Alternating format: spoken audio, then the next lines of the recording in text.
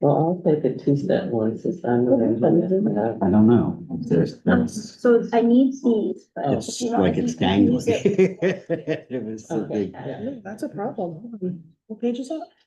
5? It's number, and when I Oh, we sent could a put when I sent a comment, I also mentioned something. This is the same numbers. So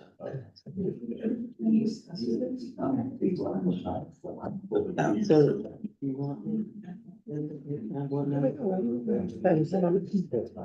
That's a good point. It must have been all the edits between everyone and when we. Does anybody want a printed copy of the? I've got You it. got it online. I've got the resolution here and I've got. Okay, you have the numbered one? And I'm gonna renumber to get, like, one of Okay. them has page numbers, one of them doesn't, so. Right, yeah, Well, this one, yeah, another. It's Another missing it. It's missing the in the got cut out when we did all the some of them changes have- in the village. Gotcha, That's a good call. Let's add that right now. gotcha. No, thank you.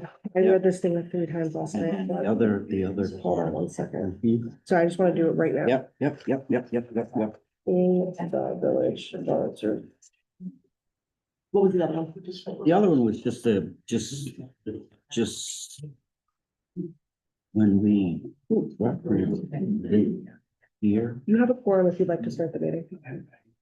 right, so are you, Yeah, so Did you see that? you can make that change. well, I don't. Meeting. Let's insert page numbers. Wait. Is that in there? Nope, not so far.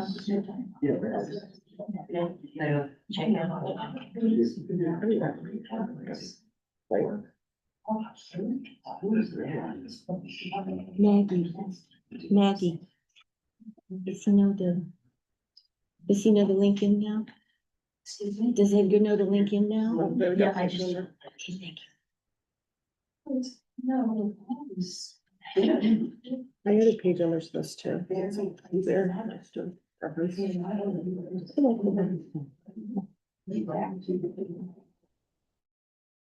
There's way too many boards up here.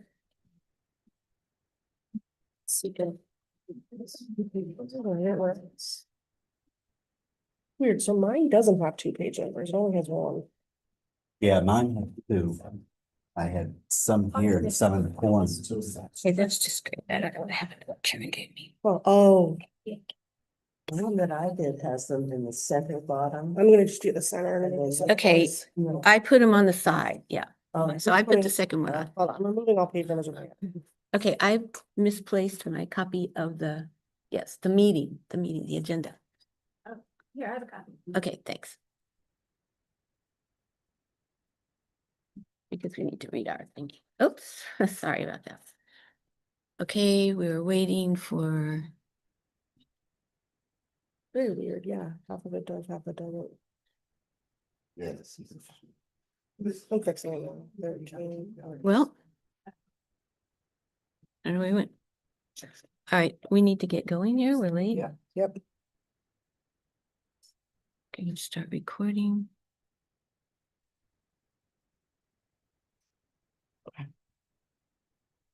Okay. I'd like to call to order this meeting of the the New Paltz Town Board. It's about 10:10, and let's please stand for the Pledge of Allegiance.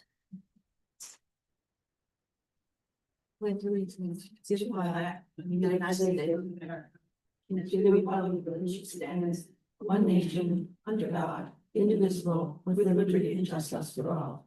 Thank you. I'd also like to, does anyone want to read our statement? I've the only one that's got it. Okay. Yes, Yeah. we will. Our acknowledgement of Indigenous land and Black labor, the town of New Paltz humbly acknowledges that we are on the traditional lands of the Munsee, Esopus, and Lenape people. The Indian Removal Act of 1830 forced the people to relocate to inhospitable territory, far from the beautiful valley and mountains we inhabit today. The town further acknowledges that much of the physical structure of our town and village was built by enslaved Africans who labored as the property of their owners until 1827 on this very land. We acknowledge the contributions, resilience, and accomplishments of the BIPOC community who have overcome historic injustice to inform our past and inspire our future. Please visit the resource library on our website to learn more. We encourage residents and visitors to learn more about the contributions and sacrifices made by the indigenous people and enslaved Africans by visiting these sites. Okay, so the agenda is pretty, don't have my one I need. I make a motion that we approve the agenda. So moved. Second. Okay, all right, all in favor? Aye. Okay, great. All right, the topic is annexation discussion. We are here to review the annexation, review the seeker findings related to the annexation, to review the annexation findings, and then to adopt a resolution. We are not having public comment at this time because this is it's sort of different than our normal meetings. Everything that was on the record was determined prior to this. And that's only what we can address. What we did is what's on the record. So anything that would happen today as far as public comment would not be anything we can take into account. Is that correct? Yeah, so for the seeker was done by the village like 2 years ago. They're required to make new findings today to do their action, but they have to go off the original record. And then for annexation, there were public hearings back in June with a 10-day comment period, and that has already closed. They would not make it as part of the official annexation record and could not be taken into account. So if there's new information that contradicts or new information that you think should be added, it is too late because that comment period has closed. So the board can't take that into account. Okay, thank you. So let's start with the seeker findings. So do you want to just confirm that you've all read all of those documents? Well, I certainly hope, as board members, Well, you have. but I done think so. for the record, say that I've read it. I've read it, I've read it, them, yeah. and we're still hoping that Edgar joins us. Edgar, Was going to join us by Zoom. We're watching the waiting room. Okay, Yeah, so as I we have a said, quorum, so we'll proceed. so you guys today need to make findings pursuant to 6 NCRR 711C, because no involved agency may undertake an action related to an EIS until a written finding statement has been approved. The annexation was part of the village's seeker. It was done all together, so you must make written findings. Okay, very good. I'll speak up a little louder. Everyone's talking into the computer. sure. Sure, I apologize. I will speak louder too. You could move up too, that would help. No, it really doesn't help. It doesn't help much. All right. Okay, Everyone's supposed to hear. okay, all right, thank you very much.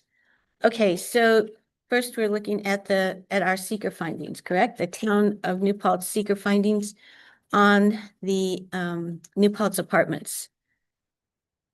And for the most part, the town board took the village the village planning board seeker findings and went through and accepted the bulk of them, except for specific areas where we did not. For instance, should we go through all of these?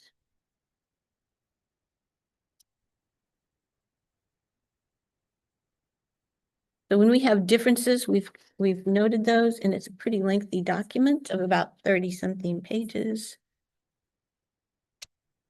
So Cassie, what is the best way to note the places where you do not set the findings? Yeah, so I don't know if you want to go point by point, but essentially for everyone who's going to review the document, post meeting, everything in the italics is what the village says, and we cite what page it's on. And then we attached it, so anyone, when you review the full document, you'll be able to look at them side by side. And everything that's underneath that the town board hereby finds is what the town found. So a lot of some of the findings were a little out of the ordinary, and they actually talked about the annexations like cost benefits and stuff. So for that reason, the village, the town commented on those. And then I think it's also important for the record to note, the town hired Sterling Engineering to go over what was in the record, not to make any, not to add anything to the record, not to, change what was already, the village had already accepted. But in order to review a SWIP and a soil management plan, you would need an engineer. So what the town did is they hired Sterling Engineering to look at what the village accepted and to see if they came to different conclusions. So the town must review everything that the village has accepted, but can weigh them differently and come to a different conclusion. So I think that's important to note that Sterling did a review of the accepted SWIP and the accepted soil management plan, and you can go over their findings, and that's also attached to this document as part of the review. All right, well, if we go over it item by item, it'll take a little while, but we can certainly do that. One of the first items was on page 4. The project provides safe, modern, and convenient housing for students and others and adds to the housing stock, which may alleviate housing cost pressures for the community at large. The project complies with the Village and Town of New Paltz comprehensive plans to promote quality residential development for student housing, including affordable units. 30 of the units, 15%, will be maintained as affordable housing. The town hereby finds that it is well documented that there is both an affordability housing crisis as well as a general housing crisis in the Hudson Valley.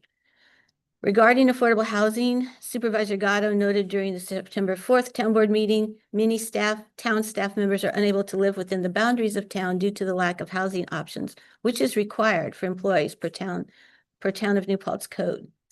The record does not support a finding that this project will help to alleviate the local housing crisis. The project as proposed is not intended to provide worker housing or multifamily or single-family housing, all of which are needed in the town.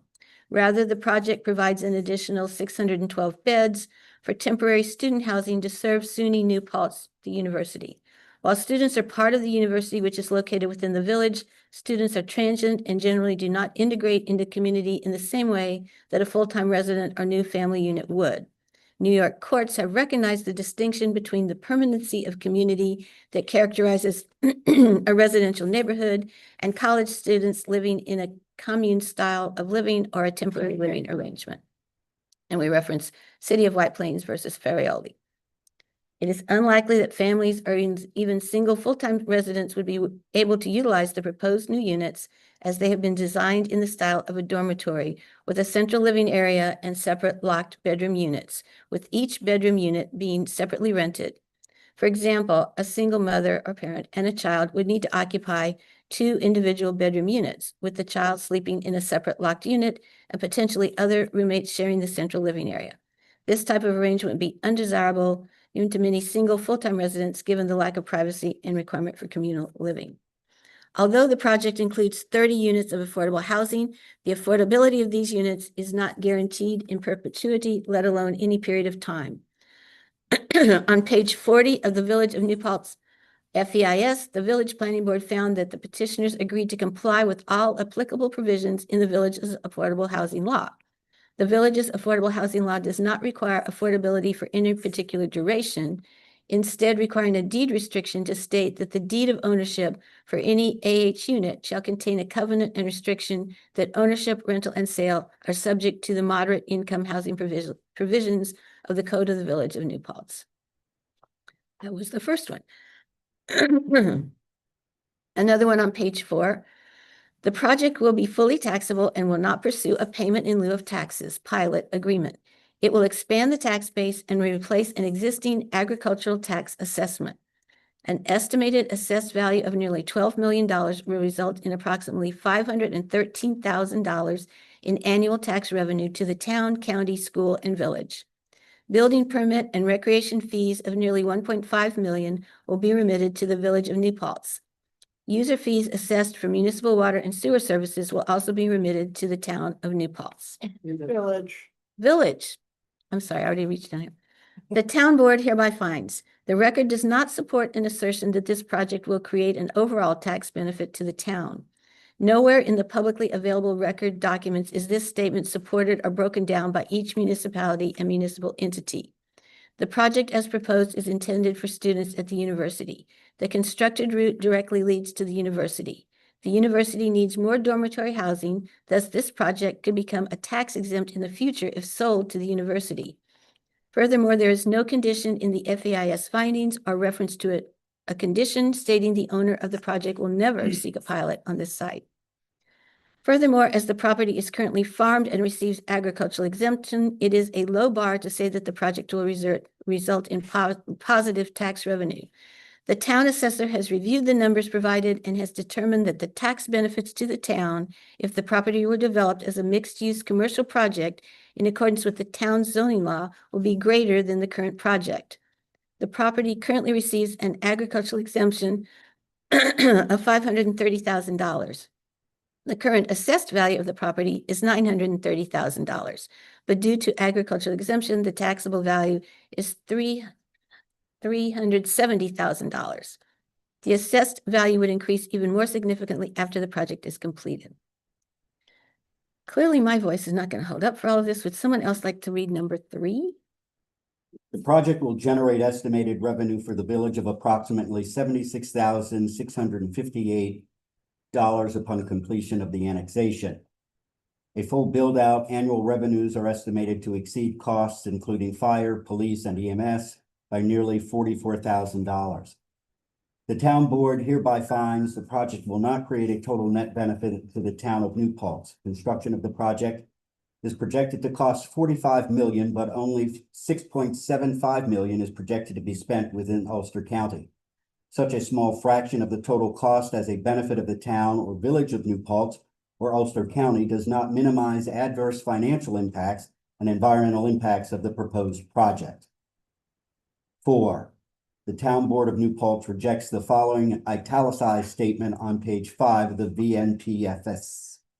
The project will generate estimated revenue for the New Paltz Central School District of approximately $283,200.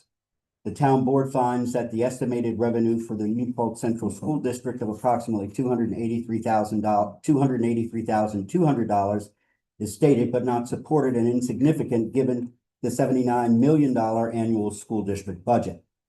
5. The town board of New Paltz rejects the following italicized statement on page 5 of the VNPFS.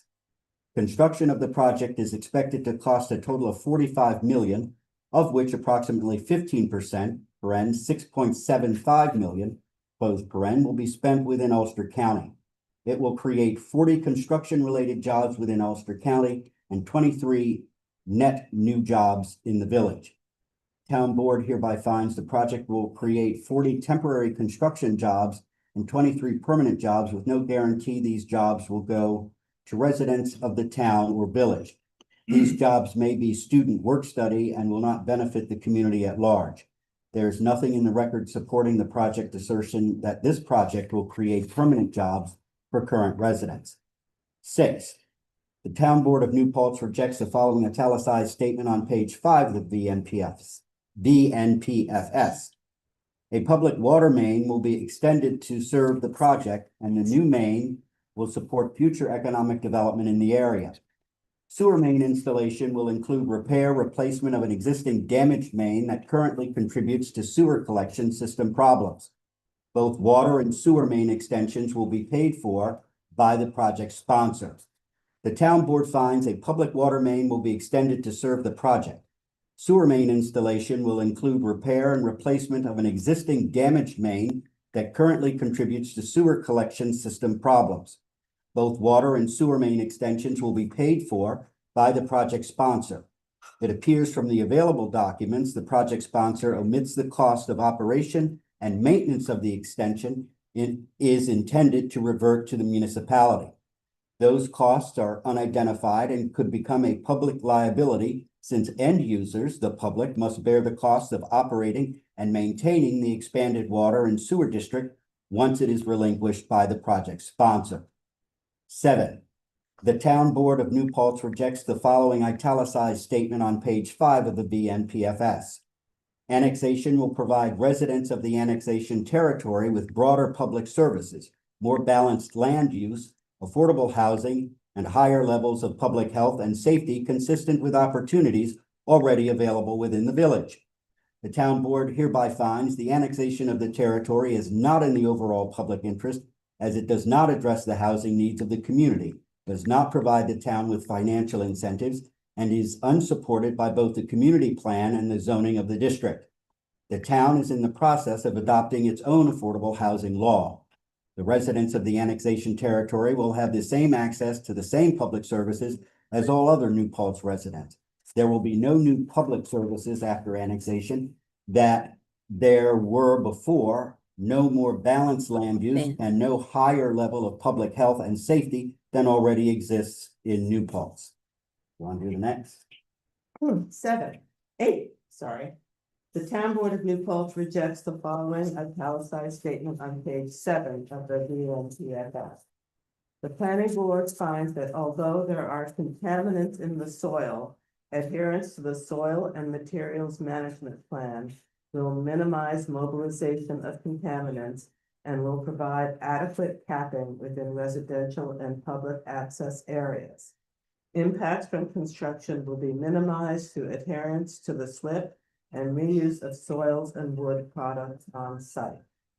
Agricultural soils reuse will take place several hundred feet away from residential areas. The town here finds the SWIP and soil and materials management plan do not adequately mitigate contamination concerns. Sterling Engineers Review Memorandum dated September 12 and attached here too as Exhibit 2 raises several areas of concern. And the document is attached, here it is. And Just stay to the. well, I Keep just reading. think it's important that the public who are watching understand that this issue was raised throughout the whole hearing process about the contaminants of the soil.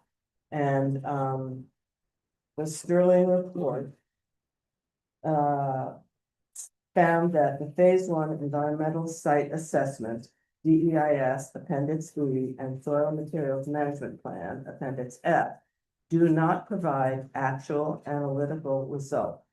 The soil and materials management plan references a surface soil investigation report.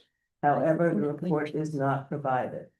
Laboratory quality control / quality assurances, sample chain of custody, and data validation documentation are not provided. The quality and usability of the analytical results cannot be independently confirmed. The soil and materials management plan only identifies locations where restricted residential soil cleanup objectives are exceeded. No explanation is provided regarding the specific contaminants that are measured. Moreover, it was noted by Sterling and by both members of the town planning board and town board that appendices to the DEIS and FEIS do not provide any laboratory reports or field sampling reports documenting how representative samples were obtained and analyzed. There is no documentation confirming what laboratory performed the soils analysis, and no laboratory qualifications or certifications are provided. I don't know, does it make sense to read in full all of the lengthy comments here? I think It's a lot. we can continue. What I recommend honestly is I vote you at least read what you're rejecting and talk about whether you agree with everything underneath it since you all read it. Right, I think that would be more fruitful, because I also want, you should be discussing each point and making sure that you all agree. okay, Is there a word you want to change? Do you want to highlight something else in the report? And that's how I would handle it. And then if you want to read a certain section that you agree or don't agree with, then you can zone in on a specific section underneath. So I would read what you're rejecting, and then I would talk about it as a board of whether or not you want any changes, Okay. since you all read it already. And then it's been available for public review as well over the weekend. I don't know why the owl is not doing what it's supposed to be Amanda, doing. I hear you. I don't know why the owl is not doing what it's supposed to be doing. It should be showing whoever's speaking and it's not. So I hope it's doing it's supposed to be recording. I don't know what's going on with it. Okay. Oh, it said recording in progress. Well, that's what it says, but then why is it doing And that? it says it's uploading to YouTube simultaneously. That's a whole different thing, yeah. multi-speaker gallery. It's just not doing that. It's not going to the person who's speaking. All right, I don't know what's happening. I think we have to restrict these to Al when you board meetings. Okay. All right. Where are we? Sorry to interrupt. So- We're at the SWIP and the Sterling report, and I think that is an important piece of, information that was missing throughout this whole process, and now that we have it, it points out to the deficiencies in the, data in the original DEIS and FEIS. So which Roman numeral are we talking about? You're on Roman numeral 8. 8. Okay, perfect. And I think you should also you guys should make sure that, 1 through 7, there should be confirmed there's no changes that you would like to be made. I don't have it. I don't have any. Since we reviewed it previously, I don't have any either at this point. I personally. No, With, oh, that's the other document. Yeah, so you guys all reviewed the Sterling report and the findings. Are you all comfortable with what it says? I mean, most of this is just copy and straighted out of the, Sterling report. It's not a lot of analysis other than what was the Sterling report expanded on. So with respect to this section 8 here and the sample, is that something that was to be done previously with the village planning board or under their seeker? And So I'm not sure what the question is, but essentially, so the village accepted the soil management plan and the SWIP as acceptable. Sterling reviewed it and pointed out several areas where they thought it was flawed and made a different recommendation. So they weighed the same material and then they said, these are our issues with it. And then if you're talking about the chart, those are all publicly available records of prior orchards that were done within the town. And what Sterling said is, if you look at, for example, Park Point, it was, it's 37 acres and they did 47 numbers of soil. And then they sampled the whole area sampled was 1.27 acres. So what they're trying to say is the New Paltz apartment is 71 acres. They only did 20 samples and they only looked at 0.27 sample acreage. So what they're just trying to say that other projects within the town that were on orchards in a similar kind of housing development did more sampling. And this was all publicly available information. So Well, let's even look at the Plesser property, 36 acres, so about half, 49 soil samples, more than twice, and 1.36 samples per acre. Yeah. So it was much more extensive. Any other, this is item 8. Do you have any other questions or concerns about anyone at the board? Oh, great. that's my question. So we've been taking turns reading from here. I don't know if you're ready to jump in. Okay, so we're up to number 9. And we're reading the portion of the village findings that we reject, and then it's up to you to decide if you want to read the whole reason if you want to. yeah, they changed in mine. Well, this one Okay. she just- So we ready for number 9? Yes, please. The town board of New Paltz rejects the following italicized statement on page 7 of the BNPFS. The FEIS plan changed the project footprint to avoid impacts to wetlands and expand wetland buffers. Final design will reflect the footprint shown in the FEIS plan. Stormwater will be managed through the best management practices defined in the SWIP to minimize any impact to offsite areas. The town board hereby finds the current proposed walking/bike trail to SUNY New Paltz goes through and is proposed to physically disturb the wetland buffer and crosses a stream. This FEIS was done prior to the updates of 6 NYCRR Part 664. There is no exception for positive declarations, and therefore this project is subject to the new wetlands regulations. The project must be referred to the New York State Department of Environmental Conservation to assess the wetlands and reclassify them as needed.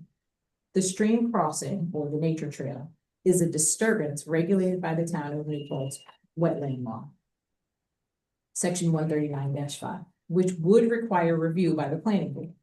Mark Carabata, the wetland inspector, noted in his August 16, 2024 memo that the project, if located outside of the town, would not be required to follow the town wetland guidelines. But if subject to these guidelines, clarification of trail details are needed to make a recommendation on the compatibility with the town's laws. Notably, the village of New Paltz does not have its own wetlands, offering less protection to the environment and allows for the walking path proposed without additional layer of.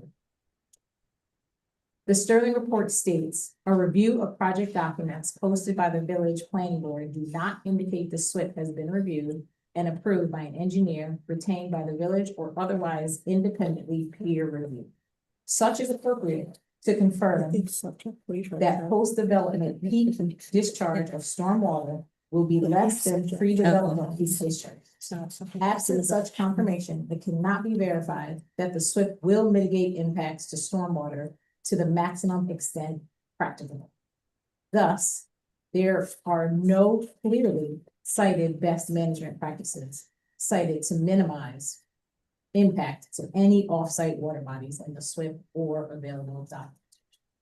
And so for that reason, the board finds that the impact of the wetlands, surface water, and groundwater is significant and is not mitigated by the current proposal.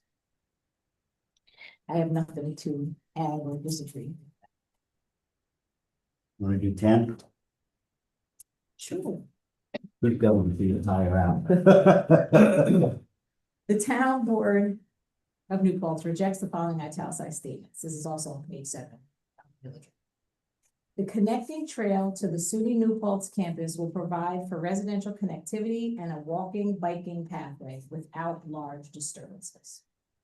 Although new buildings will be visible from Route 32, owing to line of sight impediments, forest lands, elevation differences, and elimination of units formerly located westerly of the Bella Terre apartments, the project's layout will maintain views of the Shawangunk Mountains and preserve rural agricultural character. So we need to add an A to Bella Terra. Well, so anything in the, I mean, we can, but anything in the apprentice, I copy. Oh, and that was paste. theirs. Oh, that's It's it. there, so It's like, complete. Oh, so yeah, so I mean, we can change it, just I want No, to keep that's the fine. wording so it's so consistent. we would put sit, but we're not actually gonna put anything. Yeah. Just leave it out, okay. Yeah, but yeah, you're right. The town hereby finds the existing rural character of the undeveloped acreage is not enhanced by the project, though preservation of views on Route 32 South. Okay, that's a bad sentence. Yeah. Through, it's supposed to be through, not us. Which we can change the sentence, but it's missing an R. Okay, the existing rural character of the undeveloped acreage is not enhanced by the project through preservation of views on Route 32 South. The connecting trail to the SUNY New Paltz campus disturbs wetlands and sensitive resources, and the overall project involves significant tree clearing. The town board finds the proposed connectivity for a walking, biking pathway does not mitigate wetland disturbance or support aesthetics of the site, since it is merely an amenity and does not benefit the community as a whole. Further, if the walking path is not lit, it might present a safety hazard to those using it. However, lighting the path may disturb the amphibians and their breeding habits, as well as disrupt nocturnal animals. It is well documented that lights near wetlands and vernal pools have a significant impact on breeding, and there is currently not enough wetland data to evaluate the total impact. Again, I have nothing to add, but else I agree. I mean, Anyone? No, we have looked to the so document much, yeah. a lot, and many of these responses are the result of us sending suggestions back to Cassie and our attorney. So it's not like we're seeing this for the first time. Not at all.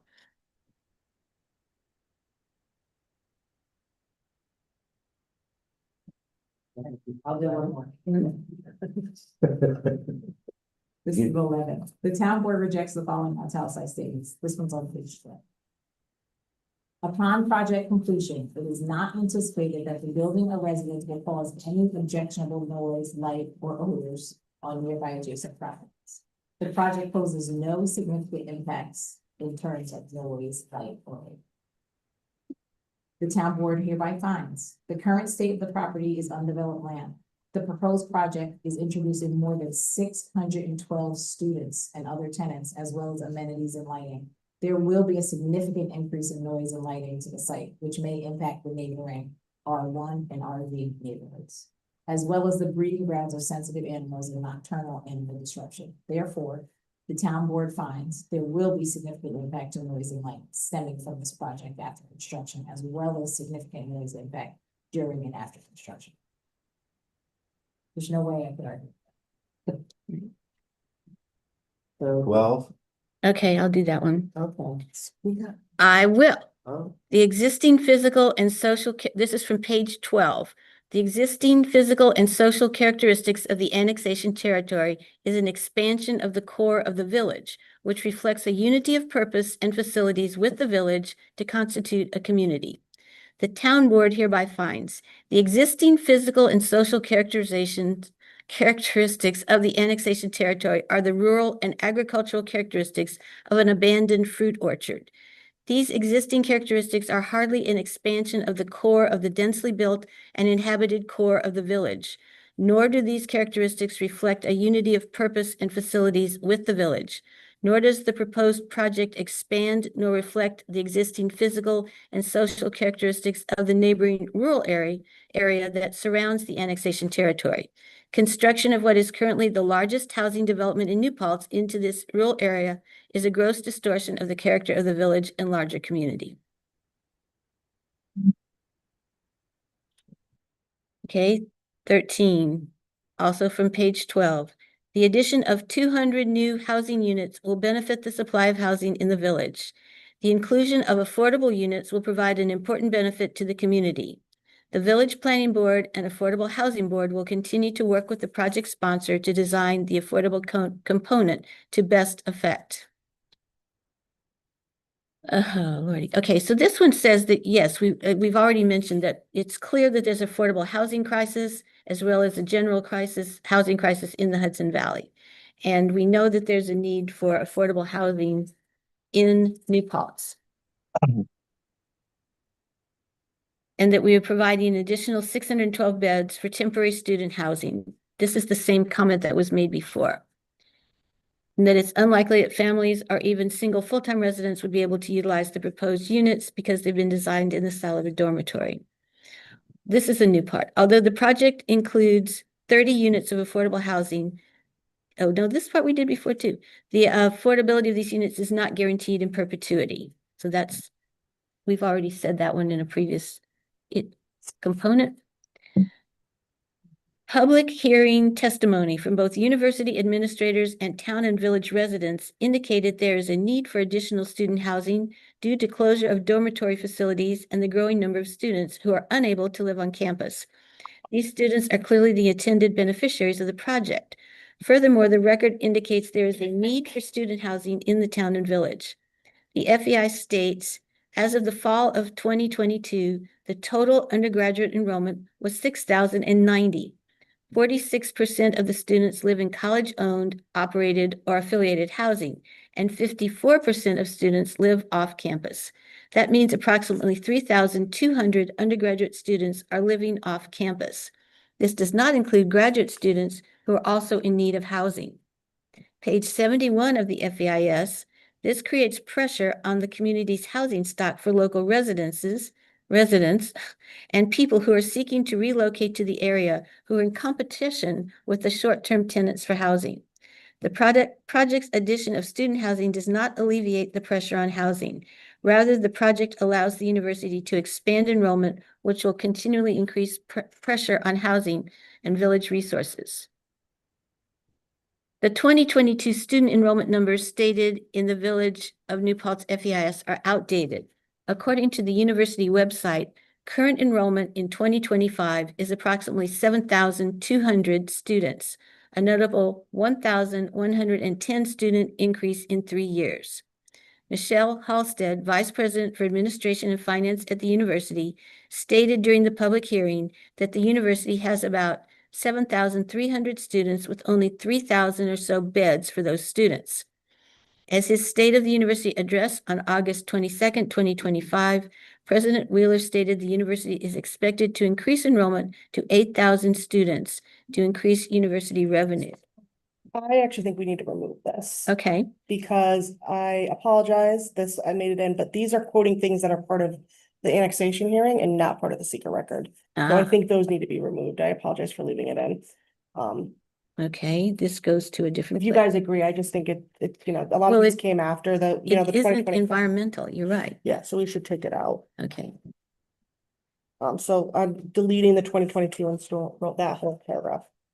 you're deleting this one right here. Yeah, the one that starts with the 2022 Okay. student enrollment numbers. You want to also, Okay. okay, On page 13. Bottom of page 13. 13 going to Okay. page 14. The And next paragraph as well. yeah, I would probably get rid of the next paragraph as well. So is it appropriate to make a motion to remove this You don't have to make a section? motion. Just- you we're just have discussing to it right talk now. about it. Okay, So when you vote on this, you will vote with the agreed upon changes. And then I'm keeping the master document right now. That's what I'm doing. So we're gonna strike from the 2022 through, Through the additional, if no, I'll cut that one as well, the 2 paragraphs. so at what point would it be possible to add comments relating to the village's findings? So those would go in the annexation findings. So seeker needs to be limited solely to the seeker record.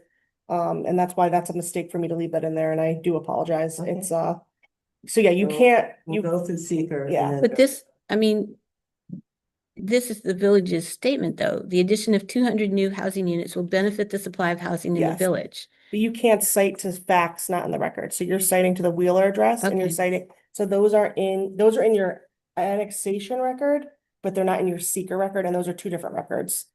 So the seeker record closed in October of, and I apologize, October of No. 2024. I have to look at when they accepted it. Oh, Yeah, the seeker record oh, I see what you're closed saying. Mhm. October 10th, hold on, notice of completion. That was a notice of completion of I FAS. thought it was December. but okay. So they accepted it in December of 2024. So Yeah. the seeker record closed. So we're adding information from today, like, from 2025. So it can't be part of the record. Okay, that's clear. But the rest of it is still accurate. That was all in the FEIS. Those are public hearing testimony of the FEIS, and the annexation said the same thing. Okay, so even though we all looked at it, we didn't catch that. Okay, so what about the following paragraph? The project's 612 new beds will allow the university to continue expanding. However, instead of easing pressure on the community's housing shortage, the 612 new beds will allow the university to continue to expand, placing continued pressure on the community's housing. The town board finds it is clear that the project is not meeting the needs and demands of current local residents and surrounding communities, but is attempting to meet the demand of an annual student population in search of housing. Therefore, for the aforementioned reasons, the addition of housing that this project builds does not mitigate the significant environmental impact. This one's whack. Okay. Any more comments on that particular one? Does everybody understand what happened there? I'm talking to the board. Yeah. Yeah. Okay. We had a chance to review that. I mean, we reviewed it, but we didn't see it in We that haven't light, discussed so, okay. We did not discuss it. That's what I we're said doing we now. Haven't discussed it. We didn't. That's what we're doing right now. That's what we're here for. I'm aware that Okay. that's what we're doing. Okay, I'm saying it for everyone's benefit.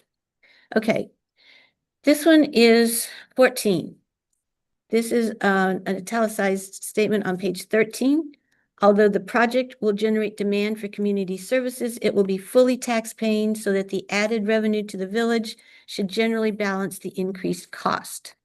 The town board hereby finds This project has been designed to be integrated with the SUNY New Paltz campus as a majority of the units are intended for students, and a walking route leads directly to the campus as shown on the proposed plans entitled New Paltz Apartments Final Environmental Impact Statement Plans, prepared by Passero Associates Engineering, dated February 2024.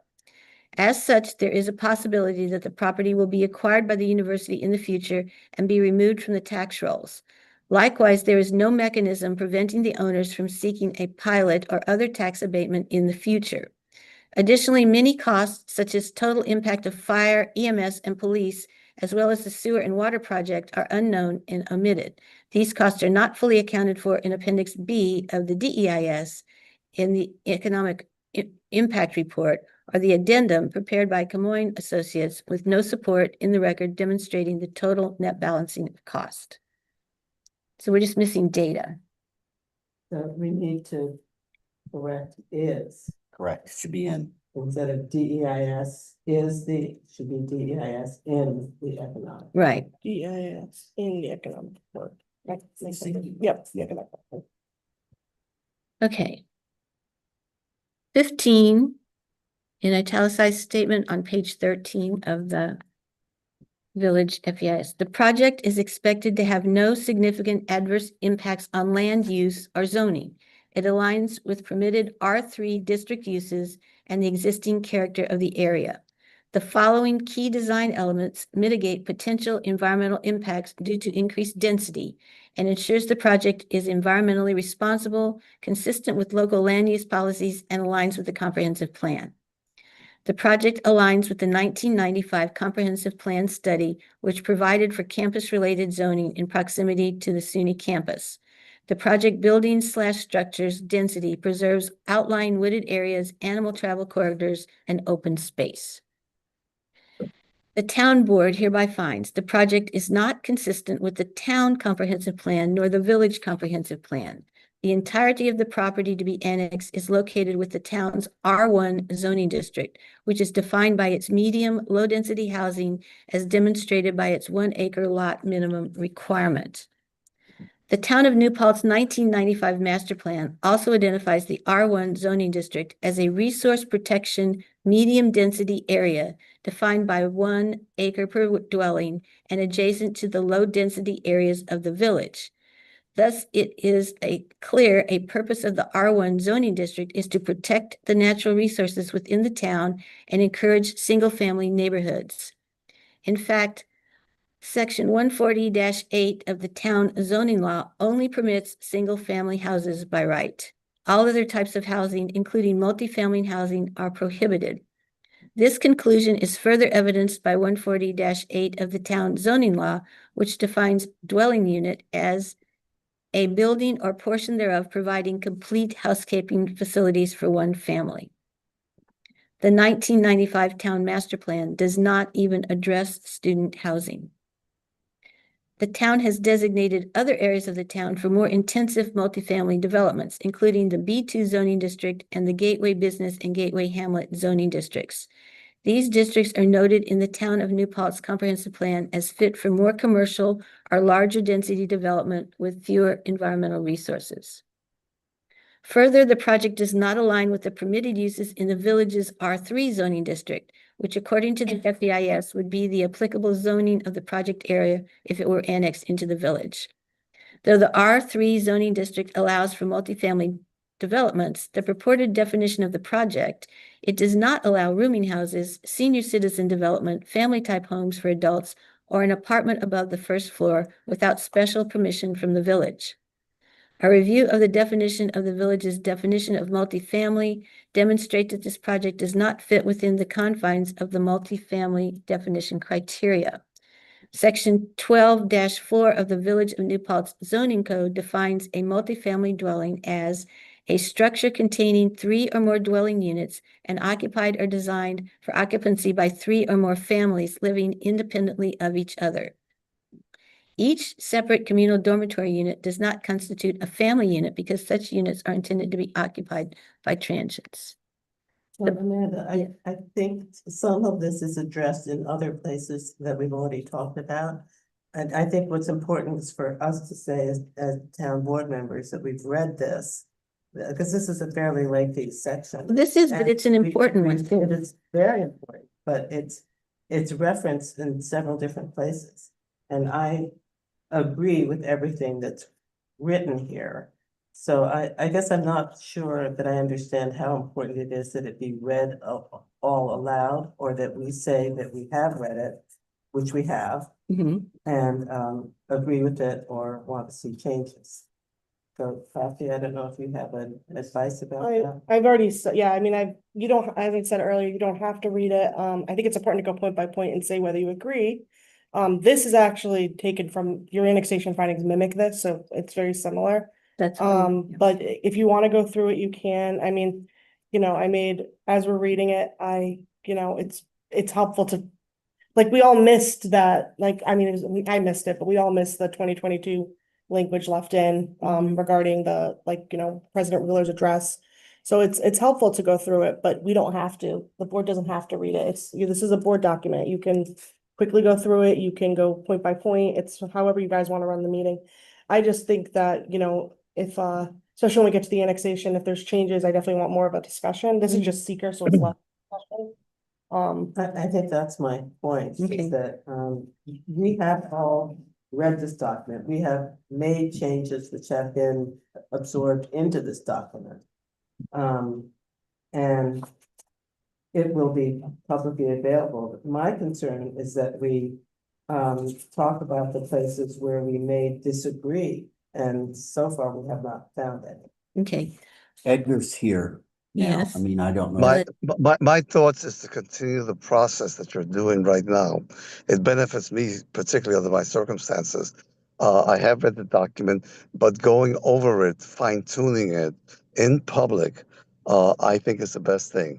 You also only have 2 more pages, so it's not the end of the Okay. world.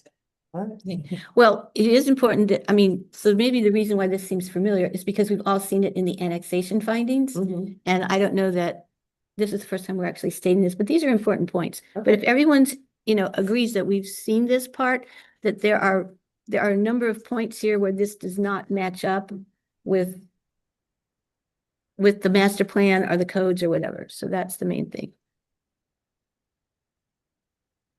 Okay, I interrupted you, so if you want to continue. I think you left off that You have, 95 town master plan does not even address student housing. you were on No, it's way further. past that. You Way were, past that. you were in the middle of further. I think the main thing is that the R3 zoning district in the village is to provide a dynamic commercial residential fusion, providing opportunities for full-time residents and families, but not necessarily for temporary lodgers. And it doesn't specifically provide for student housing as appropriate use in the district. Correct. Okay, Do you want that explicit sentence saying, oh, it does not, it does. It's there. It's That's what I there. was I saying, apologize, yeah. I was reading the bottom. okay. The next one's very similar, but very short. This is on page 14.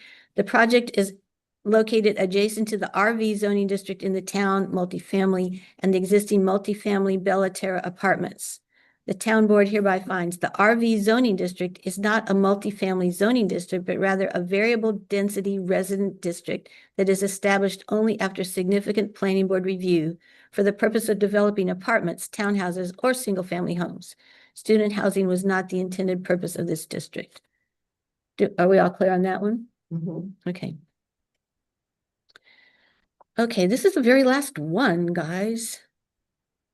The town board of New Paltz rejects and strikes the growth-inducing impacts and cumulative impact sections of the village FEIS finding statements in their entirety. The growth assumed from this project is not necessarily beneficial or of little significance to the environment. The environmental effects of induced growth from this project are secondary or indirect impacts, but they are an impact. Growth can result in significant character change due to conversion of agricultural land to urban uses, like the proposed conversion of an apple orchard to housing of 612 students. Growth inducement may constitute an adverse impact if the growth is inconsistent with the land use and growth management plans and policies of the affected communities, which we believe is true of the current proposed project. The FEIS and the record do not provide support for conversion of agricultural land to high-density housing as a public benefit, nor does it adequately demonstrate the overall environmental impact is secondary to the benefits of the project. The available record indicates there will be significant environmental impact from the project that does not seem outweighed by the growth or positive cumulative impacts. The last concern was, as the Sterling report noted, the Village of New Paltz is an identified disadvantaged community, DAC.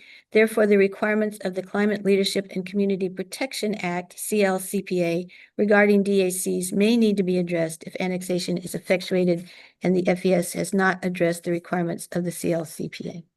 That's the last of our statements on that. Does anyone have any issues with that? No. All right. So our final statement, the town board finds that the overall project does not avoid or minimize environmental impacts to the maximum extent practicable, and this project will have a significant impact on the environment. That's the seeker findings. Okay. We have a resolution to adopt the seeker findings. All right. I make a motion that we adopt the seeker findings. Second. We've had a pretty lengthy discussion on it. All in favor to move forward with the resolution. We're gonna let Rosanna do this for us. Do you have it with you there?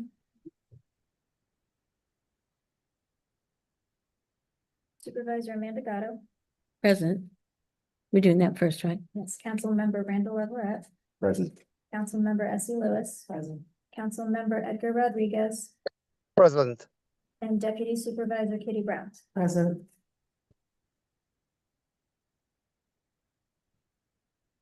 Oh, boy, all the whereases. Oh. We can read So it. are we gonna read the resolution aloud? You're not required to, you can, it's whatever you. I think, did you make her read it or should?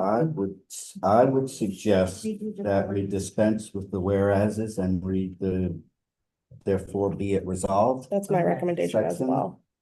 And then ordered and cut to the chase.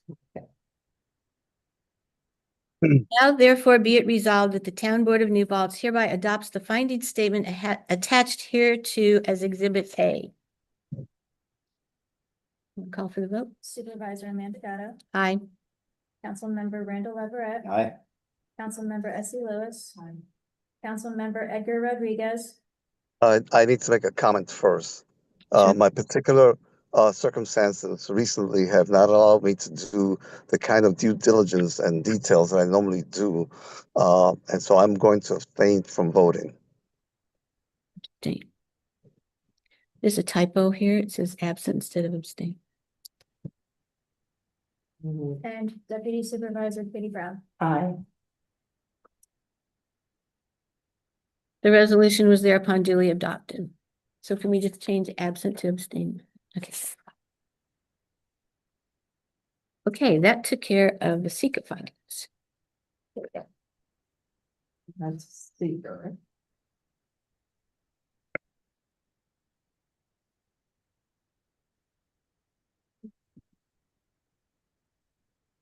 I don't have this like twice. This is theirs. Yeah, so that's the exhibits.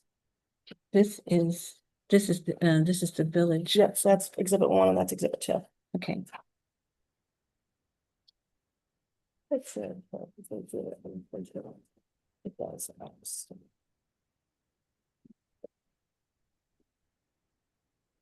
Okay. We have to do this here too. Yeah, I just changed You it. ready for the annexation? I'm trying to get to it. So the petition was found to be whatever. I have to read.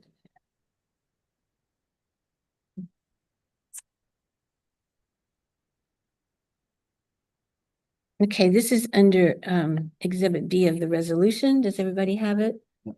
Okay. This is the Town of New Paltz public interest findings.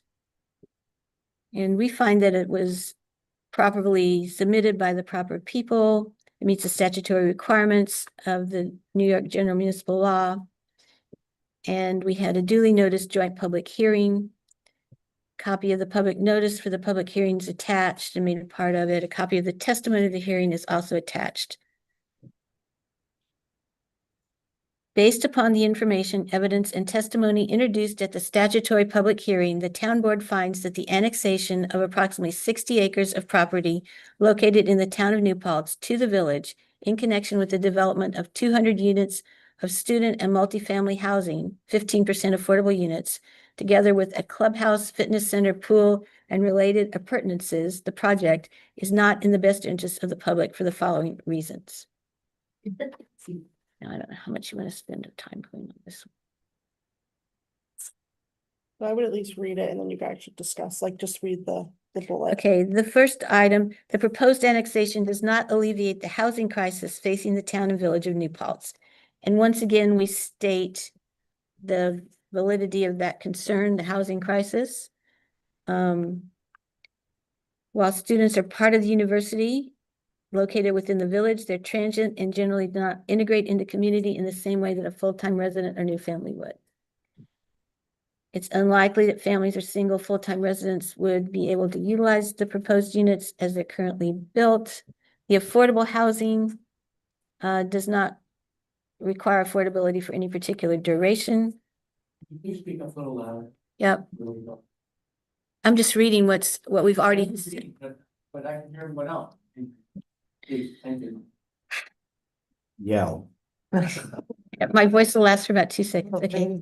So we're talking about the 30 units of affordable housing is not guaranteed in perpetuity. That's one aspect.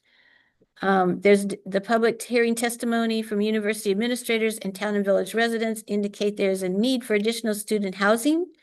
And there's, and this goes into the data about that.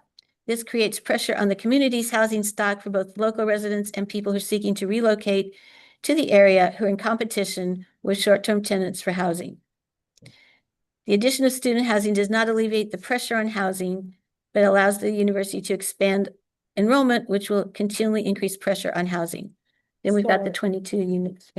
So, Biddy, if you'd like to add a sentence, what you asked me for when you asked me for the secret findings, Okay. this is the section I would recommend adding that. All right. So we move the 2025 part to here. It's already in there. I already quote that. She asked me about the village findings. Mhm. The village, I will need to find that, So she was asking if so the village has already done their annexation findings. right.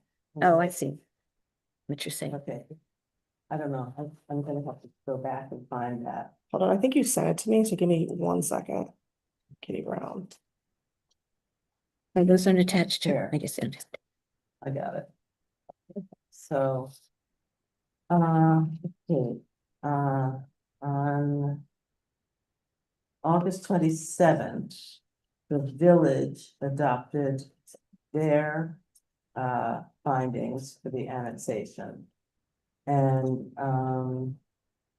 August 27th. The village. they, acknowledge, there's a statement that says. The intended use for the annexed property is residential apartments for student housing. For attendees at the State University of New York at New Paltz. So. I think what we were all looking for at our original public hearing was a way to increase housing for. All varieties of families and residents, and I think this statement acknowledges that the intended use is for student housing. So I'm not sure how to incorporate that into this document, except to say that it's further proof that this project is not intended to solve the housing crisis for families, graduates, working force people in our community. You could add it,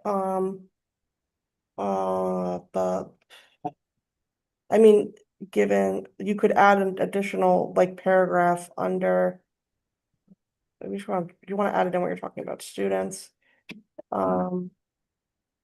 Right under the, it is unlikely, that paragraph, you can add saying, it is also noted in the village's, resolution order and findings that the intended beneficiary was students. I have to like look at the exact wording. I mean, I can't. Oh, I have it up. What are you referencing? Like what number? Not 5B. 5B, give me a second. Yeah, the intended annex property is residential for student housing for attendees of the state. Yeah, so I can copy that statement, Okay, and then say, so it'll read now for everyone. After it is unlikely, that sentence, okay. it'll read, on August 27th, 2025, the Village of New Paltz adopted their resolution finding an order related to the annexation and stated the intended use of the property is residential apartments for student housing for attendees of SUNY New Paltz. Hold on. I'm trying to see if that's the best place for it, but I think that's the best place for it. You know, furthering, this further demonstrates, the university is the intended beneficiary, and we could leave it at that, if that is agreeable to everyone. I mean, I want to make it clear, and this is not to go into the written findings, that we are aware and we acknowledge the need for student housing. Absolutely. And we will do whatever we can to support the president of the college and the village and any other institution to seek more state funding through the dormitory authority or any other mechanism to provide the extra housing that they need, but this is not the way to do that. That's not for inclusion in the document, it's just something, a message I want to send to the community. Well, I think it is an important discussion point because the university is a critical part of this community. It's, you know, it's why New Paltz has flourished for so long. And, you know, we need to make sure that we are able to meet their needs, but they need to understand when they ask or assume that we can do that, that it's, you know, sometimes there's issues that need to be worked out. There is a state agency that we should be working with to get the university the housing that it needs. I just have one question. The village adopted their annexation findings in August? I was going off what Katie said, I actually have it up, so give me 1 second. Because wasn't that before the public hearing? No, your public hearing was in June. Oh, okay. Oh, No, it that's is right. I got it mixed dated, up. oh, I don't have a date, but you said they did it that night, so let me look at the date of the email. Says August date of adoption, August 27th. 7th. Okay, all right. All right, so we all, but just to go back 1 more second, does the board want that change? I have written it out for the board to review, you know, for the board to verbally review. Would you all like that sentence added to where I Can suggested? you read Yes, it of course. as entered there, please? Yeah, so it's, like I said, under it is unlikely, that's paragraph. On August 27, 2025, the village adopted their resolution finding an order related to the annexation and stated in 5B, the intended use of for the annex property is residential apartments for student housing for the attendees of the state of New York at New Paltz. This further demonstrates the university is the intended beneficiary of the project. And that was my sentence, this further demonstrates, you can Yeah, change that. I agree that we should add that. And if we can add more, we could take that away, I but think that's short and simple. I mean, you know, for me, I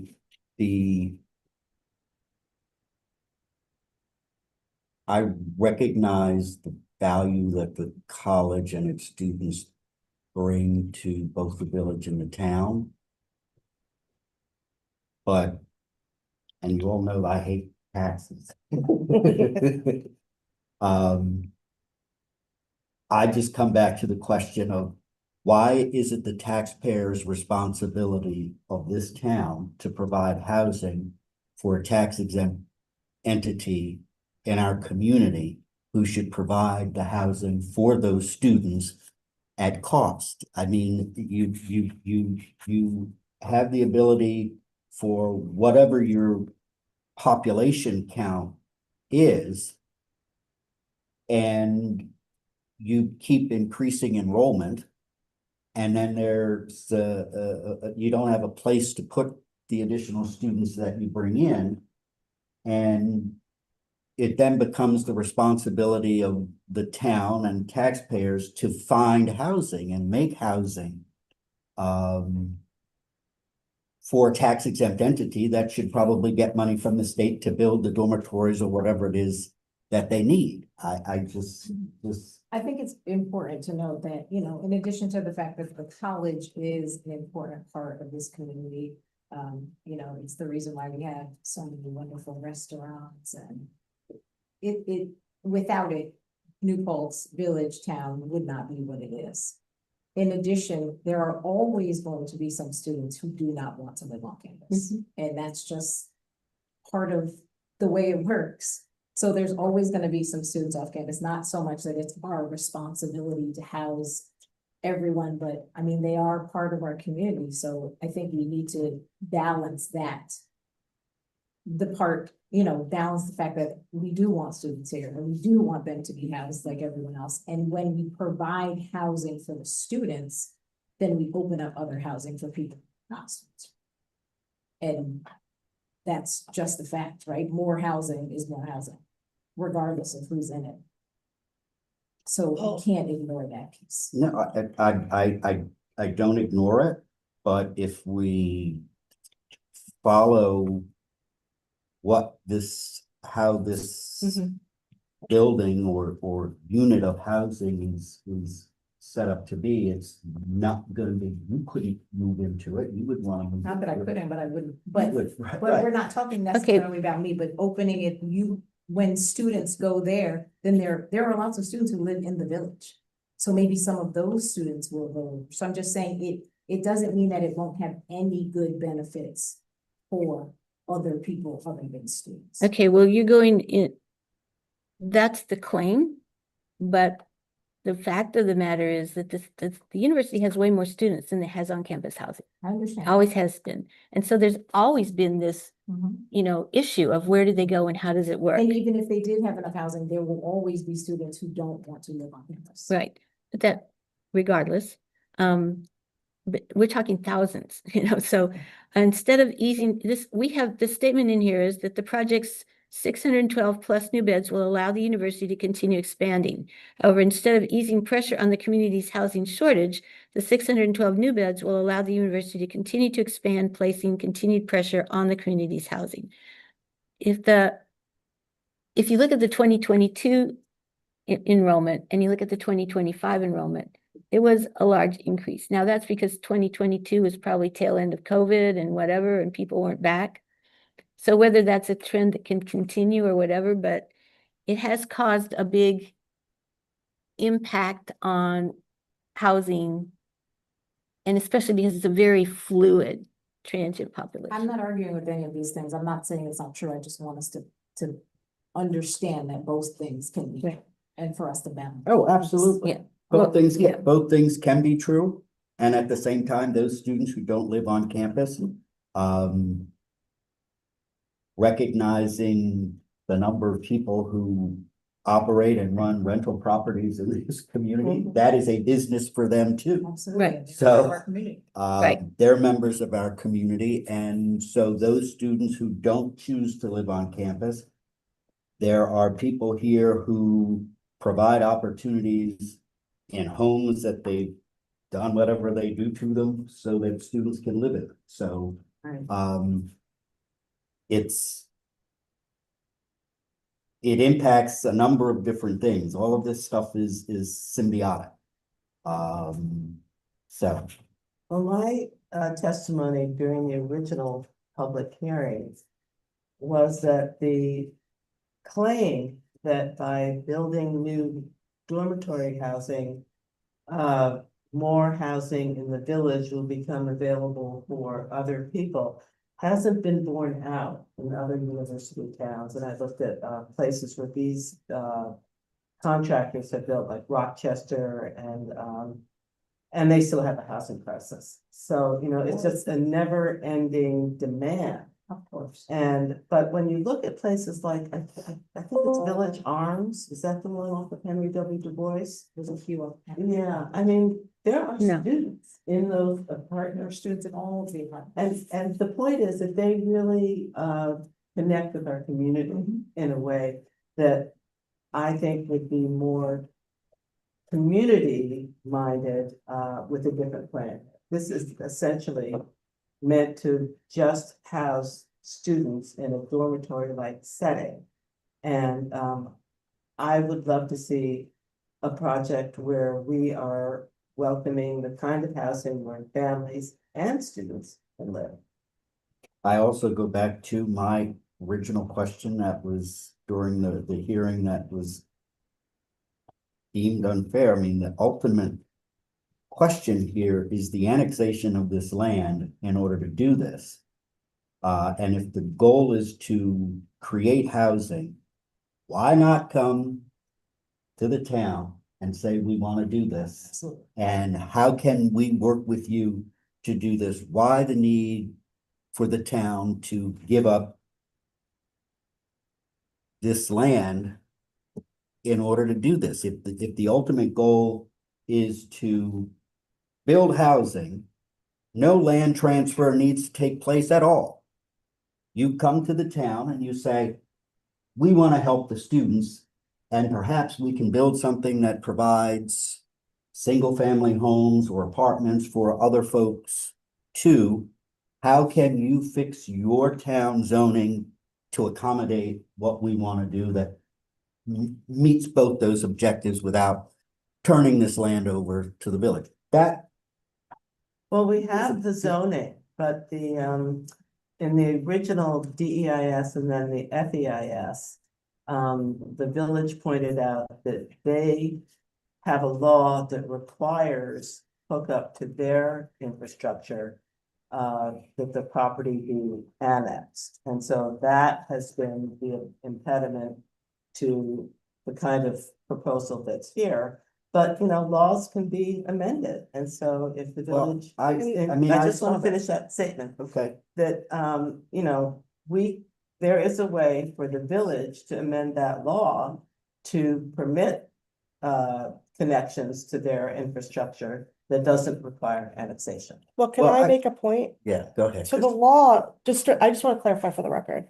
So the law you're referring to is 163.6, restriction on public water. This is part of the Village of New Paltz law. So A of 163, section 6 says no connection shall be made without annexation. However, such a parcel of land defined may connect without annexing if, and then they have, one of them is undue hardship. One of them is lies continuous to an existing town sewer district, which this does, right? I believe so. And the owner of the said parcel has permission from both the village of the trustees of said town sewer district. So there are three different Correct. exceptions. Okay. They don't even need to change the law. That's what I was gonna, what you just read is exactly what I was going Okay. to, when you said. I let me finish. apologize. No, that's all right. Because it, basically, that essentially I know, says, I've read I this. can't build a unit and then just willy-nilly hook up to the village's water without permission and all, you know what I mean? That's, and so it doesn't need to be annexed in order for this to go through. There are mechanisms that would allow what needs to be done as long as it fits with town zoning for them to get that water and build some kind of unit, not necessarily this 612 thing with, you know, locked bedrooms.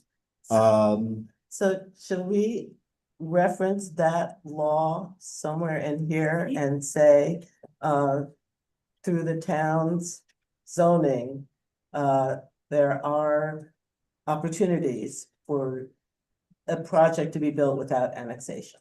Yeah, I think we absolutely can reference it. I want to reference it in this first part. I think I'd reference it in where we talk about further down. When we talk about town approval of subdivision and what that will require. The only reason I didn't reference it and I had it in an earlier draft is, I mean, just to be clear, it's fine to put it on it's great to put it on the record. For your final findings, the requirement of the village to have annexation is not part of your review. I'm totally fine to put this in. I think it's a good point, but the village can't say, well, we require annexation, therefore it's a public benefit. Do you know, it's not really part of the analysis. It's a good factor. And, it's just good maybe to have on the record in the findings, I agree. But part of the reason it wasn't like first, it's been taken out and put back in a couple times is the village can require annexation, but that doesn't mean the town has to annex the property. That'd be, Correct. they can't, they're not holding you hostage that you have to approve it because their law says you have to annex it. So it's fine to put in the We can't be analysis. Bigfoot, it is. Yes, exactly. So whether the village requires it or not is unrelated to your decision because, it's not it's not a public benefit analysis. It's I just guess what- we're all thinking ahead to where do we go next, but yeah. Understood. So when we get to the section about town review, which I think is 5, and I have it up, I have to looking through it. We can add it there. So why don't we hold on, let me just check if it's 5. When we get to 5, nope, not 5. Hold on. 6. When we get to 6, why don't we revisit and we can talk as a board where to add it. We being able to follow what you tell me to put down. All right. Okay, so are we making any changes to this part right now, other than adding in the statement that the village made in their findings? Look at page, point 1, are we talking about still? We're still on point 1. Yeah. I think that's the only change. Well, I'm kind of a little bit lost if you said we should put it in there or in another section. I put it in here, so it's under, it's unlikely. I Okay, can move it okay, if people no, want me to move it, but. Do you think it's appropriate to be there, or do you think it should go, I thought you said something about, it should be segregated to some other? Okay, well, hold on, what are we talking about? The annexation thing, I think we should talk, that you guys should talk about it as a board for 5. I'm talking about the earlier sentence that was added from 5B of the village findings. that's what we were talking about Right. too. I Yeah. think that belongs in here. I believe it belongs in there. Okay. That's my recommendation, but you can move it wherever you'd like. Everybody's good with that? Okay. Yep. Okay, all right. The second point was the proposed use is not consistent with the zoning laws or comprehensive plans of the town and village. Now, we read a lot of this in with the seeker part about the master plan, the R1, the R3. None of that is different than what we discussed in seeker. We're not really, that's part where we said we're not really sure it belongs in seeker because it's more, but it's there. It's stated there in the Well, village findings. So in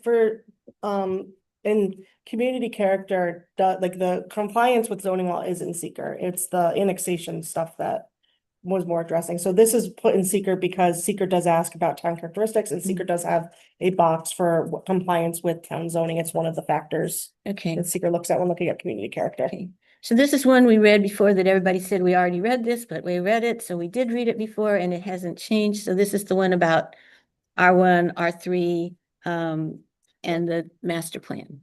Yep. Did anybody want to change anything there? Are we good with it the way it's written? Good. Okay, because we did spend a lot of time on this stuff.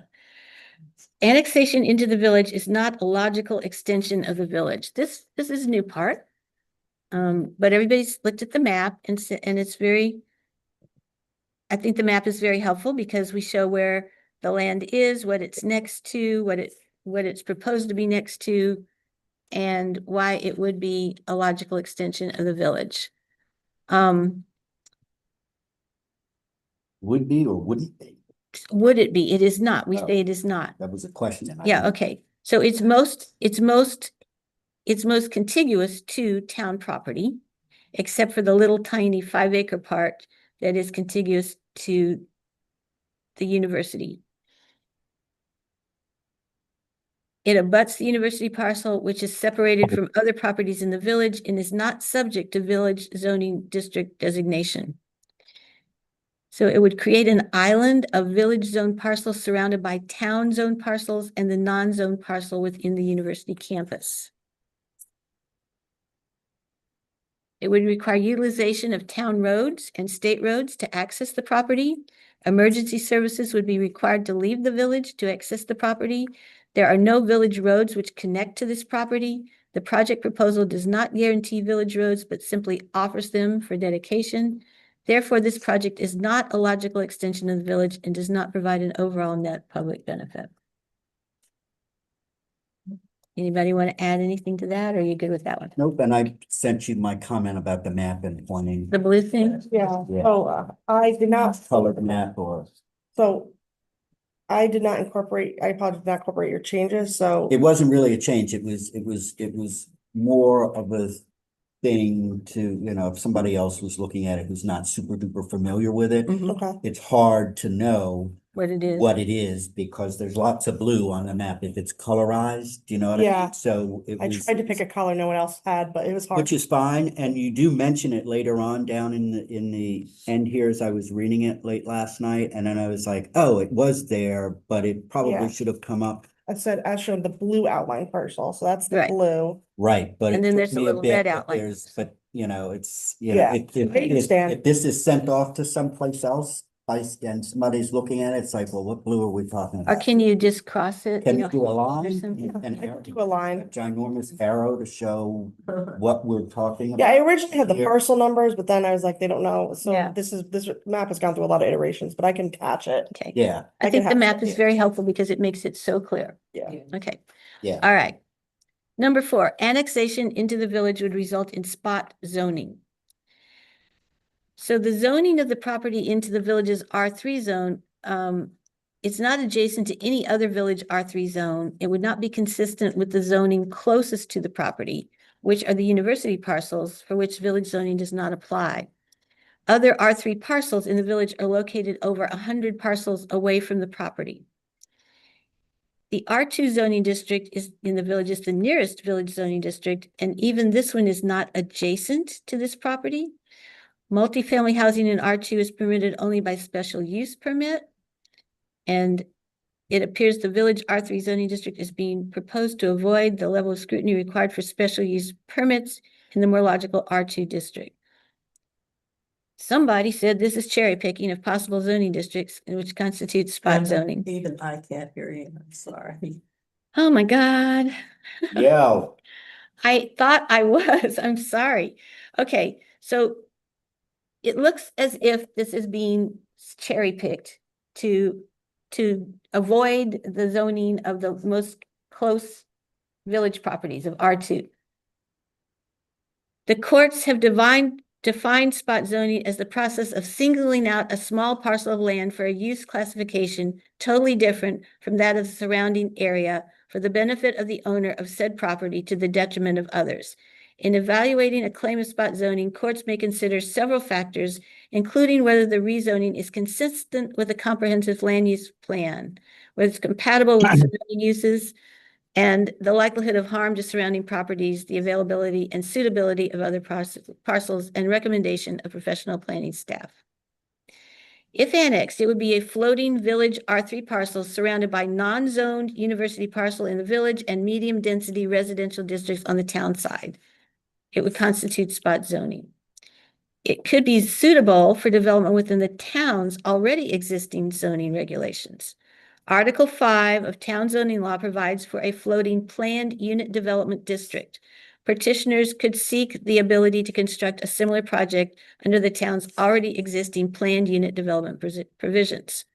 The town's residential variable density, RV zoning, could be extended to the property as it has already been extended to the neighboring apartment complex to allow for more intensive development. The RV zoning that currently exists is adjacent to this property, and the map could easily be extended consistent with the general pattern of development. RV zoning district allows multifamily housing by right, although it doesn't appear this project meets the definition of multifamily housing as it's currently written, and was intended at the time of creation to provide for large housing complexes. It's the only district in the town which allows for multifamily dwellings, and the only other allowances are agricultural and single-family homes. Sorry, yeah. Yeah, Yeah, that's right. Sorry. okay. If the project was relocated in the town, the project would be reconfigured as multifamily housing to meet town zoning definitions and be allowed by right, which would allow the project to meet the needs of the town. Keeping the property within the town and utilizing the RV district is more compatible with surrounding uses. And having the town planning board work with the applicant to design a suitable housing project that better meets the town's needs would be in the overall public benefit. Therefore, for this reason, the annexation is not in the overall public interest. Okay. Anybody have any other comments on that?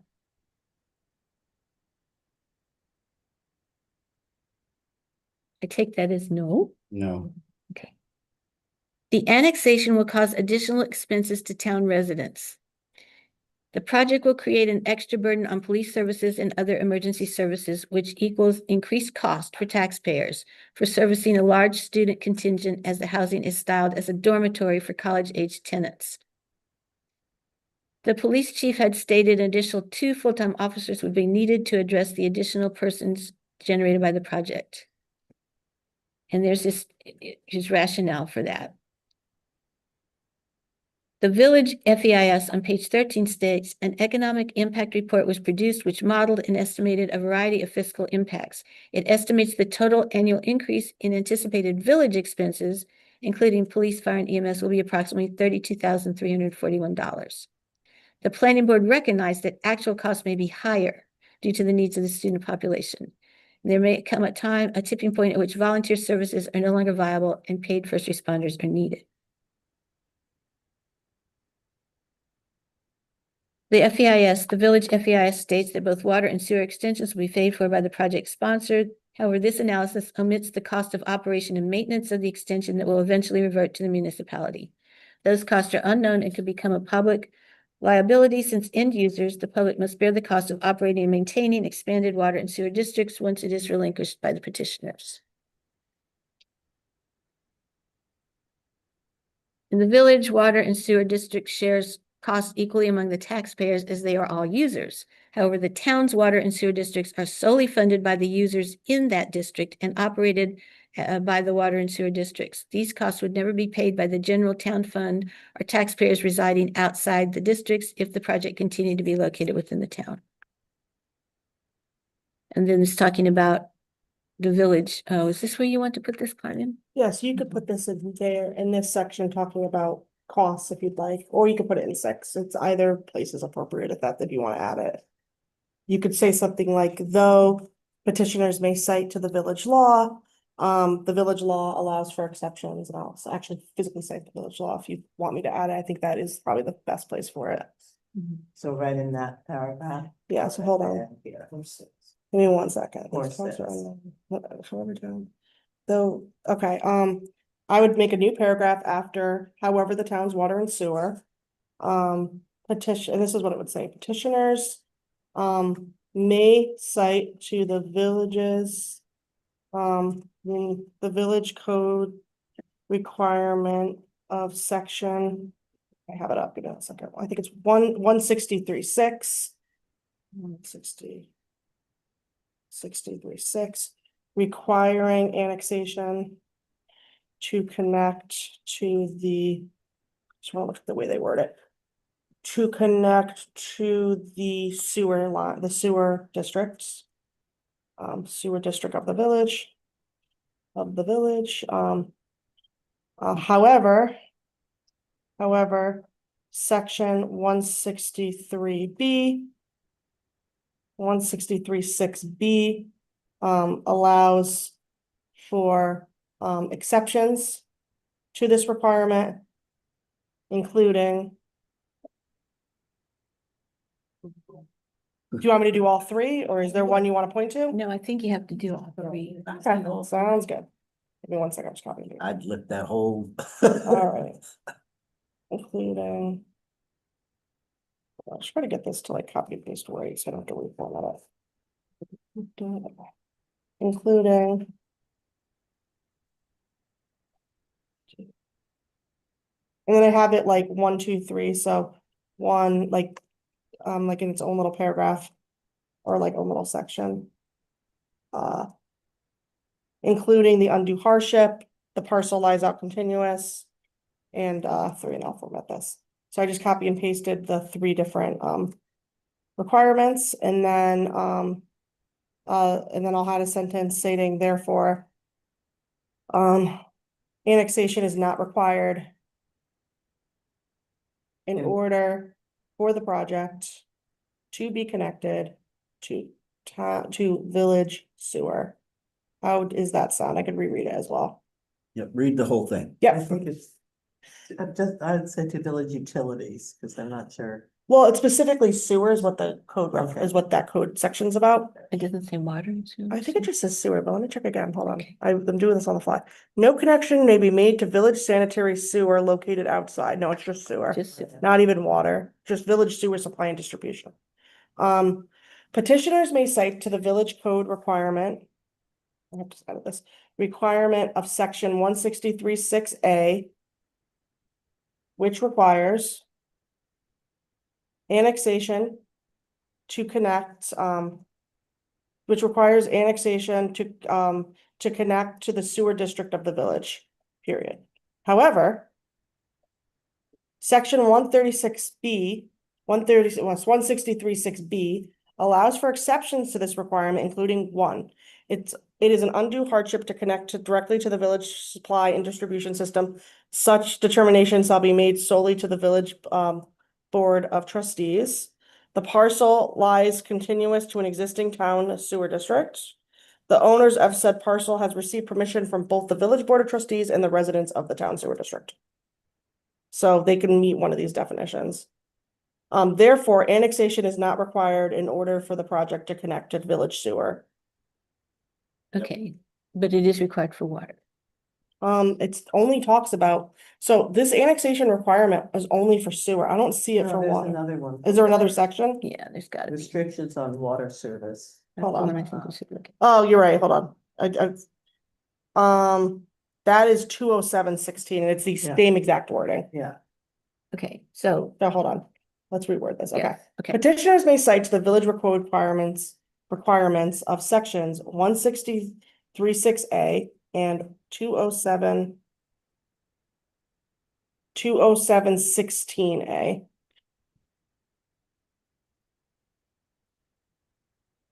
Okay, which requires annexation to connect to the sewer or water or water district.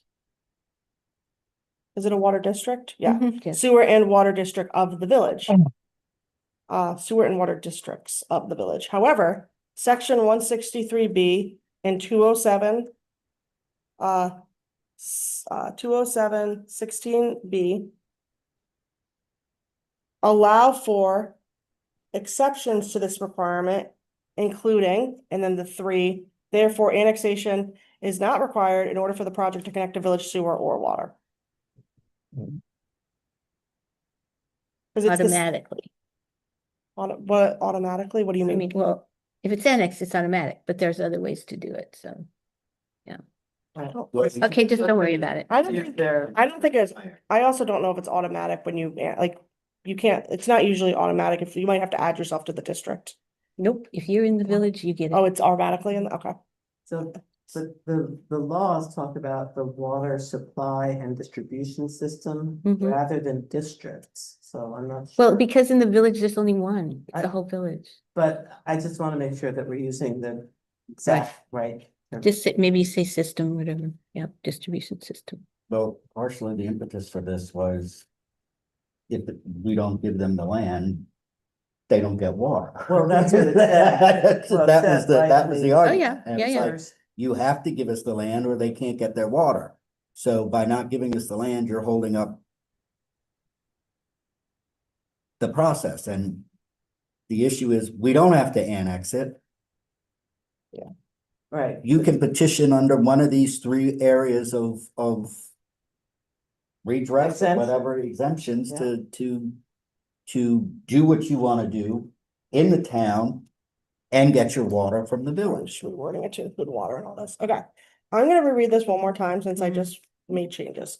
Petitioners may cite to the village code requirements of section 163(6)(a) and 207(16)(a), which require annexation to connect to sewer or to connect to village, we're gonna change this Yeah. to village sewer or water districts.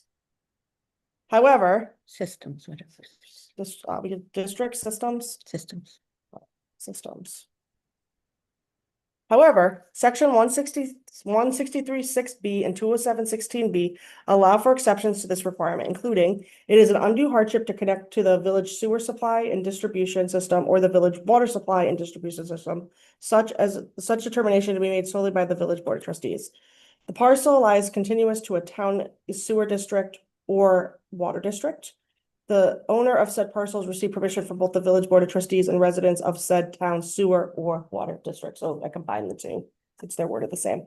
Therefore, annexation is not required in order for the project to connect to village water or sewer. Okay, Would it make sense to say, hold on a second, I'm just ending, but yeah, go ahead. would it make sense to say, therefore, lack of annexation? You know what I mean? Because it's the argument that was given to us is that you needed to annex this. Well, that's why it says You know, annexation is not required. I think that's simpler. is I it? mean, right in the original DEIS, there's a little box where the applicant says, the village won't give us water. So that's, you know. And you don't have control over that. That can't, you can't make your determination on what the village has power to control, because that's outside your control. So, But it's not outside there. exactly. So if they want the project, there's workarounds. They don't have to annex. And it's something the applicant can do, because all you're doing is talking about the annexation. You're not in any way, Yeah. shape, or talking about whether this project will continue to be built. You're just not gonna allow it to be built. Right, I mean, it Yeah. was the subject of much discussion during the original public hearings, but I I think think it's that's really the important win-win. to get it into the record today, right? That Well, we can work it out. I'd like to work it out. Yeah, it's our hope. It's in everybody's interest to work it out. But once again, But- I don't wanna well, our job is have to to find give a away. public benefit for the town Correct. and. Well, it's the overall. It's public the overall The overall benefit. benefit, because people in the village are residents of the town. Right. So our money is their money is our money. And the important thing for me is that one, is it making decisions that adversely impacts other people of the town, like we would make a decision that would adversely affect people in the village. I mean, it's just not how you govern. Okay, so we got through that part, but now the next So you're still. Paragraph. Yeah.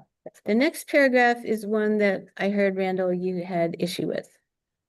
Yeah, Okay. because, number, what is it? Six? No, It's Oh. on page 12 and it's that little paragraph, the Yeah. cost of amending official documents. Oh, well, once again, it's money.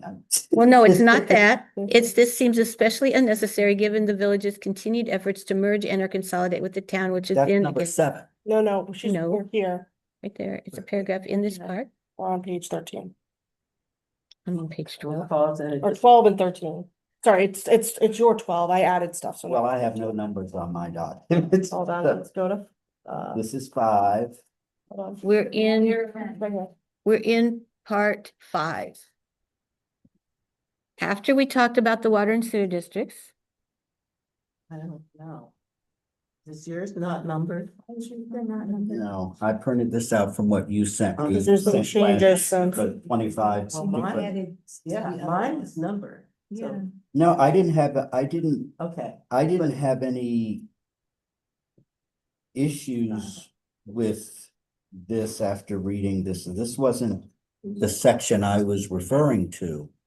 I thought you said that it seemed a predetermined fact. No, that this that Okay. was number 7. Oh, My issue was number okay, 7. okay. So this one's okay. All right, Yeah, we'll just keep going here. Yeah. Okay, the next thing we get to is the fact that the recreation fee, if this had been done the way apparently had originally been laid out in the original petition, it would have been subdivision and then annexation. And that subdivision would have been done by the town planning board, who would have collected the recreation fees. But the way it's being flipped, it's like the annexation obliquely does the subdivision and it ends up in the village. So this is just a loss of recreation fees to the town of $5,550 per unit, which would be more than the village would have been able to collect anyway, because theirs goes on some kind of footage thing. The bulk of the recreational facilities in the town, of course, are used by everyone, but maintained by the town and paid for by town taxpayers. So it's the pool, it's the rail trail, it's all of the parks, it's the sports fields, it's the community center, it's, Field of Green. yeah, everything. So annexation prior to the subdivision's approval removes the town's ability to charge these fees, denying the town's park system approximately $1.1 million in fees. So there was that. Certainly the money would still go to the village, but it wouldn't be taking care of the more widely used pieces of property. And then there's no statement in the record, we've talked about this a little bit before, that the property would never be sold to the university. Because the majority of housing is intended for students, the proposed walking trail directly leads to the university and the university needs more dorm housing, it would become, if it were sold, it would be tax exempt in the future if sold to the university. They have stated there will never be a pilot, and the project could be conditioned on never having a pilot agreement, but this condition has not been confirmed, nor is it incorporated into the village's FEIS findings. There's nothing holding the developer to this statement. Notably, an unrelated project located at 151 North Chestnut Street is now seeking a pilot with the Ulster County IDA post-site plan approval. If it's also possible, the applicant could sell the property and the new owner would seek a pilot post-approval, limiting the financial benefits of the project.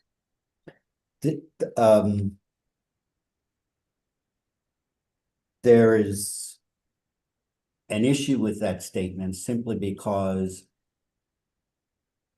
if it were to be sold and they were to seek a pilot, they would need to be erecting another new structure on that property. They couldn't sell it to somebody, a 615 unit building, and get a pilot for So that. it's, Do you know what I mean? so it's worded site plan approval, so it's pre-build, it's just post-approval.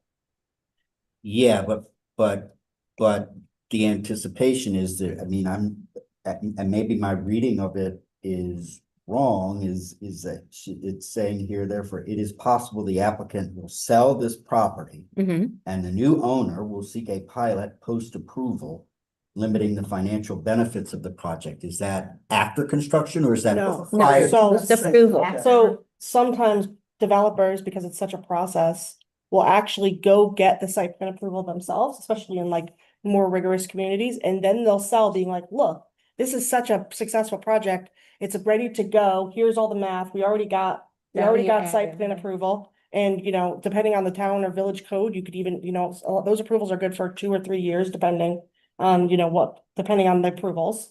So a lot of people will then go get a pilot after. So it's saying the developer isn't always the person who goes and who actually builds the project. Sometimes developers change hands mid-project, before the build. Sometimes they're just the people who do the architecture. It's common to change hands in these kind of large builds, midway, part of the way. get it. Yeah. No, my question was to make sure I was understanding that this didn't mean somebody was gonna, you know, you guys were gonna build it and then sell it off and then somebody was gonna go get a pilot. no, My no. point was, you No. can't do that. Pre-build, pre-build. It's pre-built. Yeah, you're correct. Right, that's what Okay.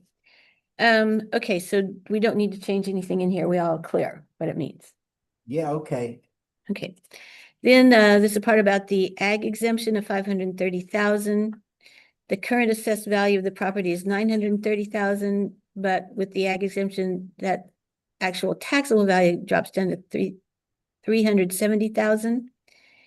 If the project were to be developed within the town would be able to gain at least an additional 530,000 annually in assessed value because the ag exemption would be lifted, contributing to the town's revenue base. Moreover, the assessed value would increase even more significantly after the project is completed, granting the town additional tax revenue.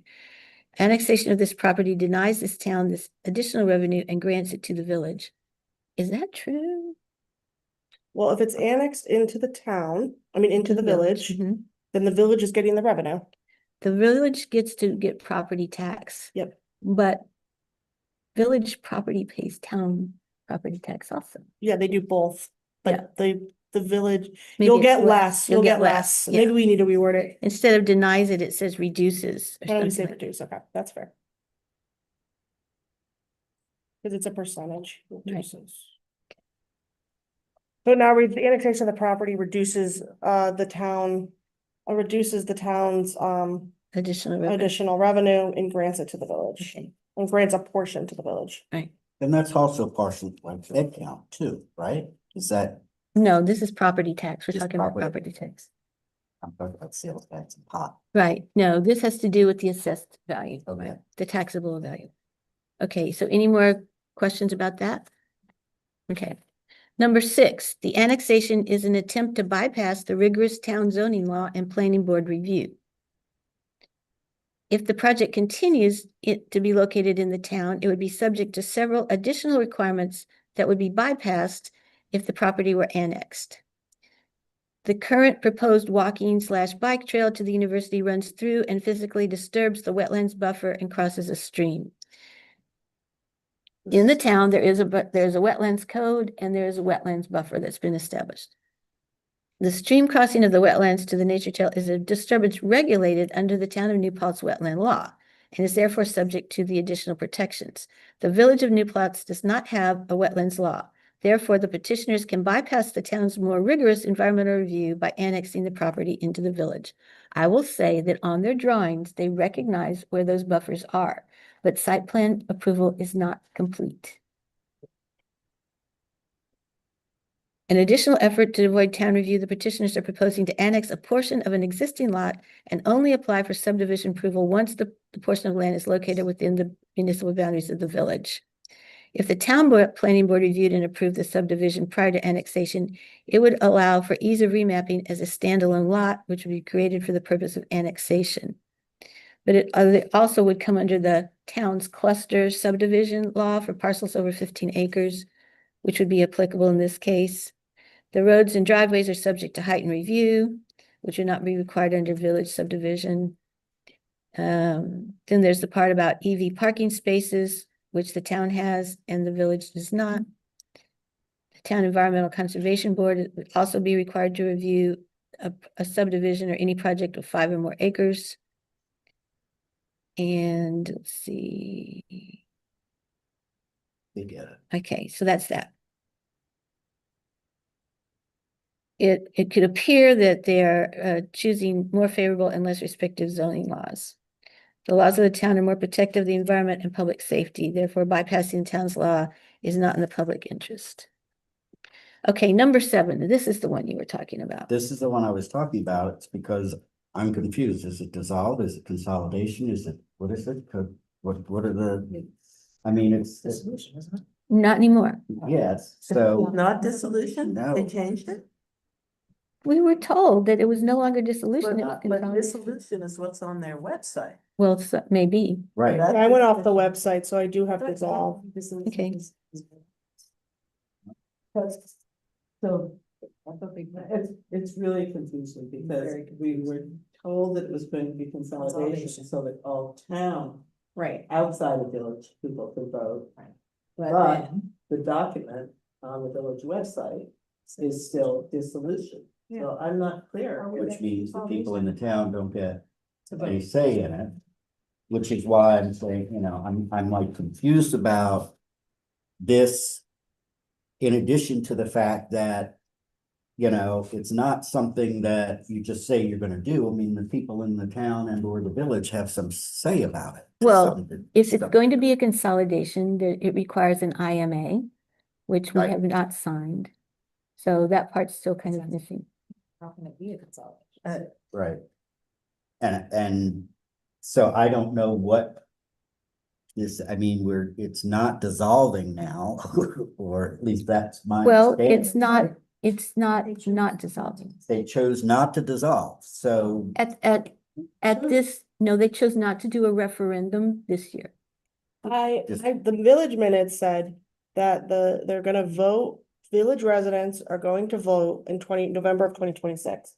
Because they were gonna vote this year. Right. But then they said, wait, hold up, let's wait until the election's over and then we'll, you know. I assume that's why I'm picking a reason, I don't know if that's why, but they said they're going to wait a year. Okay, so Doesn't- it's still dissolution, it's just not this year. Yeah, And it's not consolidation. Well, it hasn't moved to the official status required. Right. I think it's just up in the air and I added It's this. not up in the air, it's up on the website. Well- It's dissolution. There's no, it's my understanding that there's gonna be a vote in November of 2026, so it's formal enough to have a date, I guess. Or No, that's what- Solution that is would be still the on the ear- table. That would be the earliest they could do it in a normal election. okay, Yeah. So dissolution is still on the table. Correct. Because I've got whiplash from all of it. Right, we just don't know if it's gonna be. when I say up in the air, I mean like there's no finalized, like there's no actual date set. So, Right. Okay. Okay, so what, do we leave this in here or not? I think that's where we got all confused, is do we want to talk about it possibly? Yeah, so I say May, okay, here's And what's if- wrong, it's the village and town are voting. so So if, it's not at all clear. So if it's a dissolution, the town isn't voting. yeah, Right. just the village. Just the village. Right. So it can't be dissolution if the village and the town are So voting. specific, can we just say a vote to combine? It's possible the municipalities town or and something like village, that? Okay, hold on. where the village may dissolve or the, If the property were to be annexed, May to the village, it consolidate. may not stay in the village for long. Clear, I think we should just be less specific. I agree. More Okay. general, just say where the municipalities may. Stay in the combine. village for long. in the Or some. eventuality. It is- Why don't we say are considering Lawyer. In the some type of eventuality. merger? It is possible, okay, with its attendant rezoning and debt allocation, it may not stay in the village for long. It's attendant rezoning debt. It is possible a vote for dissolution. A vote on a vote on whether to dissolve the village, whether to resolve the Can't use village. The word dissolve, because we don't know at this point, but to merge the town and village might. Okay, fair enough, on whether to merge. Well, consolidation is a specific That's a process. technical- If it's possible to vote on whether to merge the village, it's possible a vote on whether to merge the village may happen as early as that. As November 2026. Right. Actually, he talked about calling a special. Well, I thought you said that was the earliest they could do But it. even the special election can't be before 2026. Right, that's true. Yeah. Okay, They let's, can have a referendum. That's all. So the minutes, I pulled that from the minutes. That's where I took November from. It's in the minutes somewhere. okay, Or one of you pulled it from the minutes. If I didn't. okay. But we could also cut this whole thing. I think it just shows that like if you know, if people are really voting on it, then this will just become part of the town anyway. 2020, and then I pulled some costs, so if this were to happen, the area would have to be rezoned, so it's up to you whether you want to include this, but that's the purpose of I it. think this is like the least of our issues Yeah. with this whole thing. And it's all very suppositional, you know, it's That's like what I said. Randall. Good, okay, so do we want to leave this one in or take it out? Coherent, 11:30 last night when I sent that. So the question is, do we leave number 7 in? Does it have, is it so relevant that we feel it's, or do we just take it out because it's very loosey-goosey? Do you think we need it, Well, Sandra? I think it's a point, I think it's a good point personally, but you don't have to add it. Yes. Yeah, it is loosey-goosey. I didn't realize it was quite so loosey-goosey, to be perfectly honest right now, but yeah. Right. It's kind of, I mean, it's not clear. All the documents are on the village website and that's what I was going off of. I mean, I think as long as we can add it broadly enough that it'll fit. So here's how it's worded now. Okay, let's see. If the property were to be annexed into the village with its attendant rezoning and debt allocation, it may not stay in the village for long. It is possible a vote on whether to merge the village may happen as early as November 2026 Merge the village and the town. into the town. Yeah, I was thinking that as I was reading that. So I would Into say, the okay, go town. ahead. Okay, hold on. So village with the attendant, because it sounds like you're referring back to the village, Okay. With, the attendant. well, it is, it's their rezoning. If the property were to be annexed with its attendant, the village has to rezone. It's the village rezoning that's proposed. Not your rezoning. No, I was saying it was the annexation's attendant rezoning. I'm sorry, however you want to say Wait, it. hold on. I just can't, with. Say the change one more time. I just said with the attendant rezoning and debt allocation. Okay, perfect. With the attendant, perfect. Okay. And then it may not stay in the village for long if the village town, if a village town merger were to take place. Yeah, it is possible to vote on whether to merge the village. It is possible to vote on whether to merge the village into the town may happen as early as November 2026. Although in this week's letter to the editor, Okay. Tim, He's doing it already. who says the timeline for referendum and whether it happens as a special election or on November 2026. So it could happen sooner. Oh, hold on, okay. Special election, what happened before? You can just say 2026 and leave out November. I don't know. Okay, so Well, especially, referendums, a referendum is not, a referendum, depending on what the referendum for, isn't subject to election by like, Right. I believe for I've never done a dissolution, but I've looked into it. I assume okay. it's by public referendum. So you could It is. call for a public vote whenever, you just have to have proper notice. So Right. the village board meets, they call for the vote, they do a resolution, and then the referendum goes out. People come, they vote, Yeah. and that's how that works. So you have to vote to do a referendum, and then the referendum goes out. Okay. So they could do it whatever. I'm just gonna say as early as 2026, because the year is almost over, so I doubt they're going to do it before the end of the year. Right. Okay, I think that's fair. Okay. And then you want to keep in the money part of it? Yeah, and then I pulled from a 2020, this is a consolidation study. There is slight differences between a consolidation and a dissolution, because dissolution is the allocation, is everything's dissolved. So it might even be more money, Oh, but yeah. essentially, no matter what, you are rezoning, you are looking at police, maybe taking some officers, that kind of stuff still happens in a dissolution, so it's similar costs. Actually, dissolution might be they'd be around the same. There's different things you do. with Well, either. Well, you've a got consolidation could just be partial, Yes, correct. whereas a dissolution is you got to take care of everything. Yeah. You've got to deal with the fire district commission business. You've got to deal with a lot of really So- crazy stuff. So this very last line, the possibility of dissolution, should we change that to the possibility of merging the governments? Because at this point, we don't know which one it's gonna be. Okay, we'll say merger, Merging the municipalities. merging municipal entity, merging municipalities demonstrates. I say it demonstrates it could not be, but whatever, okay. So do you want to leave those numbers in? I mean, they're consolidation numbers, but. Well, it might be consolidation. And I don't know, but I assume, I mean, they're different, they are completely different, but.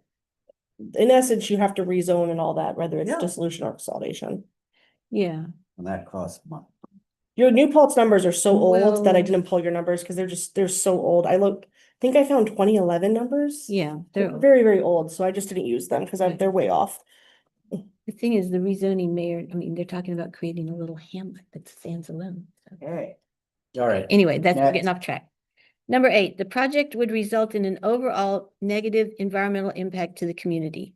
It's already stated that it's a neg deck because that's It's a what pause deck. it's a positive. Oh, excuse me. Sorry. This is the wrong word. I understand what it is, No, so it's an overall negative environmental impact. but Oh, not a positive. not- neg sorry. deck. It's a- you know, it's confusing. I agree Yeah. with you. I'm taking that out.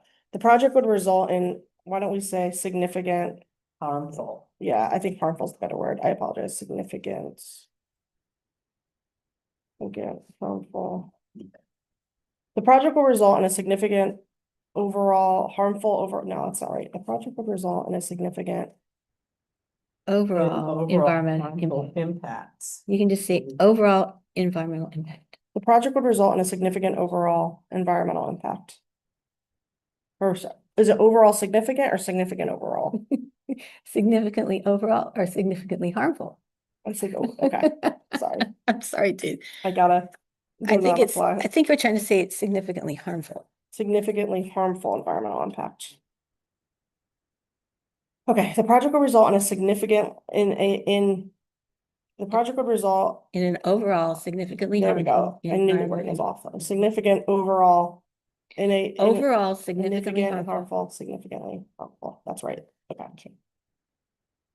That's good. Overall significant and harmful environmental impact to the community, okay. So we definitely issued, our own finding statement. We found many areas of potentially significant environmental impacts and insufficient mitigation efforts, particularly with the water and character land use. So these have not been appropriately addressed or mitigated to the maximum extent. I think it's practicable. Yeah, it's practical. The town board finds the project benefits do not outweigh the significant environmental impact and do not provide an overall net benefit to the community. That's it. All right.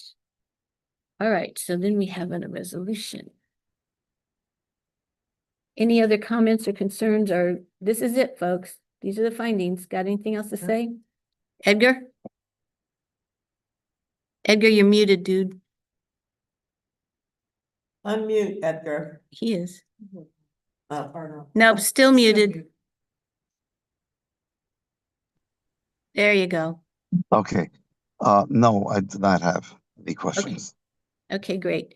All right, so I need a motion to adopt the resolution and determination.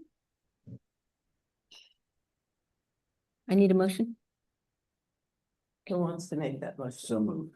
Thank you. I need a second. I will second. Okay, so we've had our discussion at the wazoo, so clerk, would you please do the roll call? Supervisor Amanda Gatto, Present? Councilmember Randall Leverett, Present. Councilmember Essie Lewis, Present. Councilmember Edgar Rodriguez, Present. and Deputy Supervisor Kitty Brown. Present. Okay, so once again, we have all the whereases that we've just been doing extensively. Now for there it be it resolved that the town board makes the following findings pursuant to section 705 of the general municipal law. 1, the petition contains the signatures of owners of a majority of the assessed valuation of the premises sought to be annexed. 2, the individuals signing the petition are qualified to sign. 3, the petition does substantially comply in form and content with the provisions of Article 7 of the general municipal law. 4, the proposed annexation is not in the public interest for reasons set forth in the finding statements attached hereto as Exhibit B and incorporated herein. Be it further resolved and ordered that this resolution and determination shall constitute the order of the Town of New Paltz Town Board pursuant to General Municipal Law 711-2B. And be it further ordered that the Town Board of New Paltz directs that a certified copy of this resolution and determination be filed with the Ulster County Clerk and with the clerks of the Town of New Paltz and Village of New Paltz. And be it further ordered that attachments to this resolution and determination shall include petition of property owners, property information, and included exhibits, transcript of June 5th, 2025 public hearing, and any written public comments taken during this public hearing comment period. Seeker full environmental impact statement and record of adoption by the Village of New Paltz Planning Board and Town of New Paltz adopted finding statements. Minutes of meetings where motions were made setting public hearing, proof of publication, and notices related to the hearing. Ordered that the town clerk shall make such filings as are required and take any other lawful action necessary to effectuate the purposes of this resolution and determination. Would you call the vote? Supervisor Amanda Gatto, Aye. Councilmember Randall Leverett, Aye. Councilmember Essie Lewis, Aye. Councilmember Edgar Rodriguez, I abstain for the reasons I described earlier.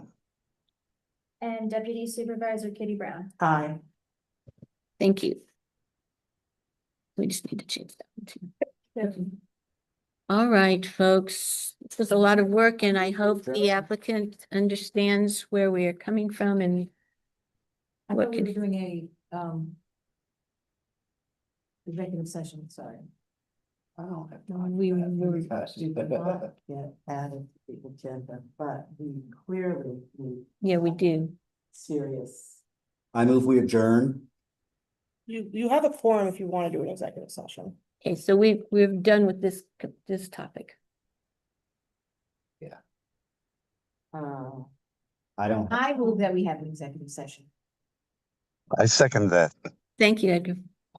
I mean, I have to go. I Sorry. know it's gonna burst, but I mean. I thought this was the only thing on the agenda. Uh, I'm not prepared to have an executive session because I thought this was the only thing on the agenda. Well, I You can understand. have it, but I don't have time to sit here for, Okay, okay? All right, well, we do need to make sure that Rosanna has everything she needs, so Yeah. you and her need to, oh, but she's, Yeah. Pardon? It has to be reprinted. Yeah. Lots Yeah. of changes. And it has to get to Kingston. Don't we have a meeting on Thursday? yes, we do. Why can't we have the executive session on Thursday? So I think we will have an executive session on Thursday. Sure. But we need to do this and Right, do it so- on Thursday. Why can't? We can do it twice. We will. I think there'll be a continuation. Okay, we will still have a quorum. Now, You should- executive session, we won't take any action. You should state the purpose for executive session. It's the Well, not work to history of do today. particular person. Oh, that would be- I mean, I can't stay. oh, you can't stay. Then No, you're not gonna I have a quorum, have a 'cause egg dog, can't count. that's it. Oh, yeah, we have to all be three in the same place. Well, I just wanted to be noted that we have some serious pending. Yep. Personnel Yes, we do. matters that we are choosing and people are too busy to handle. Well, we'll review them in depth on Thursday.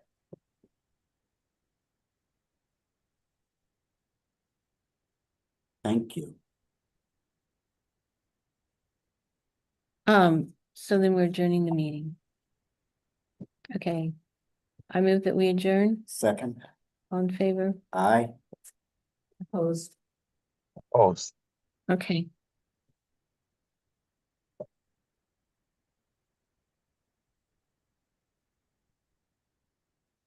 Are we going back? Are we doing it here? Or are we going to the courthouse? I can go to the town hall.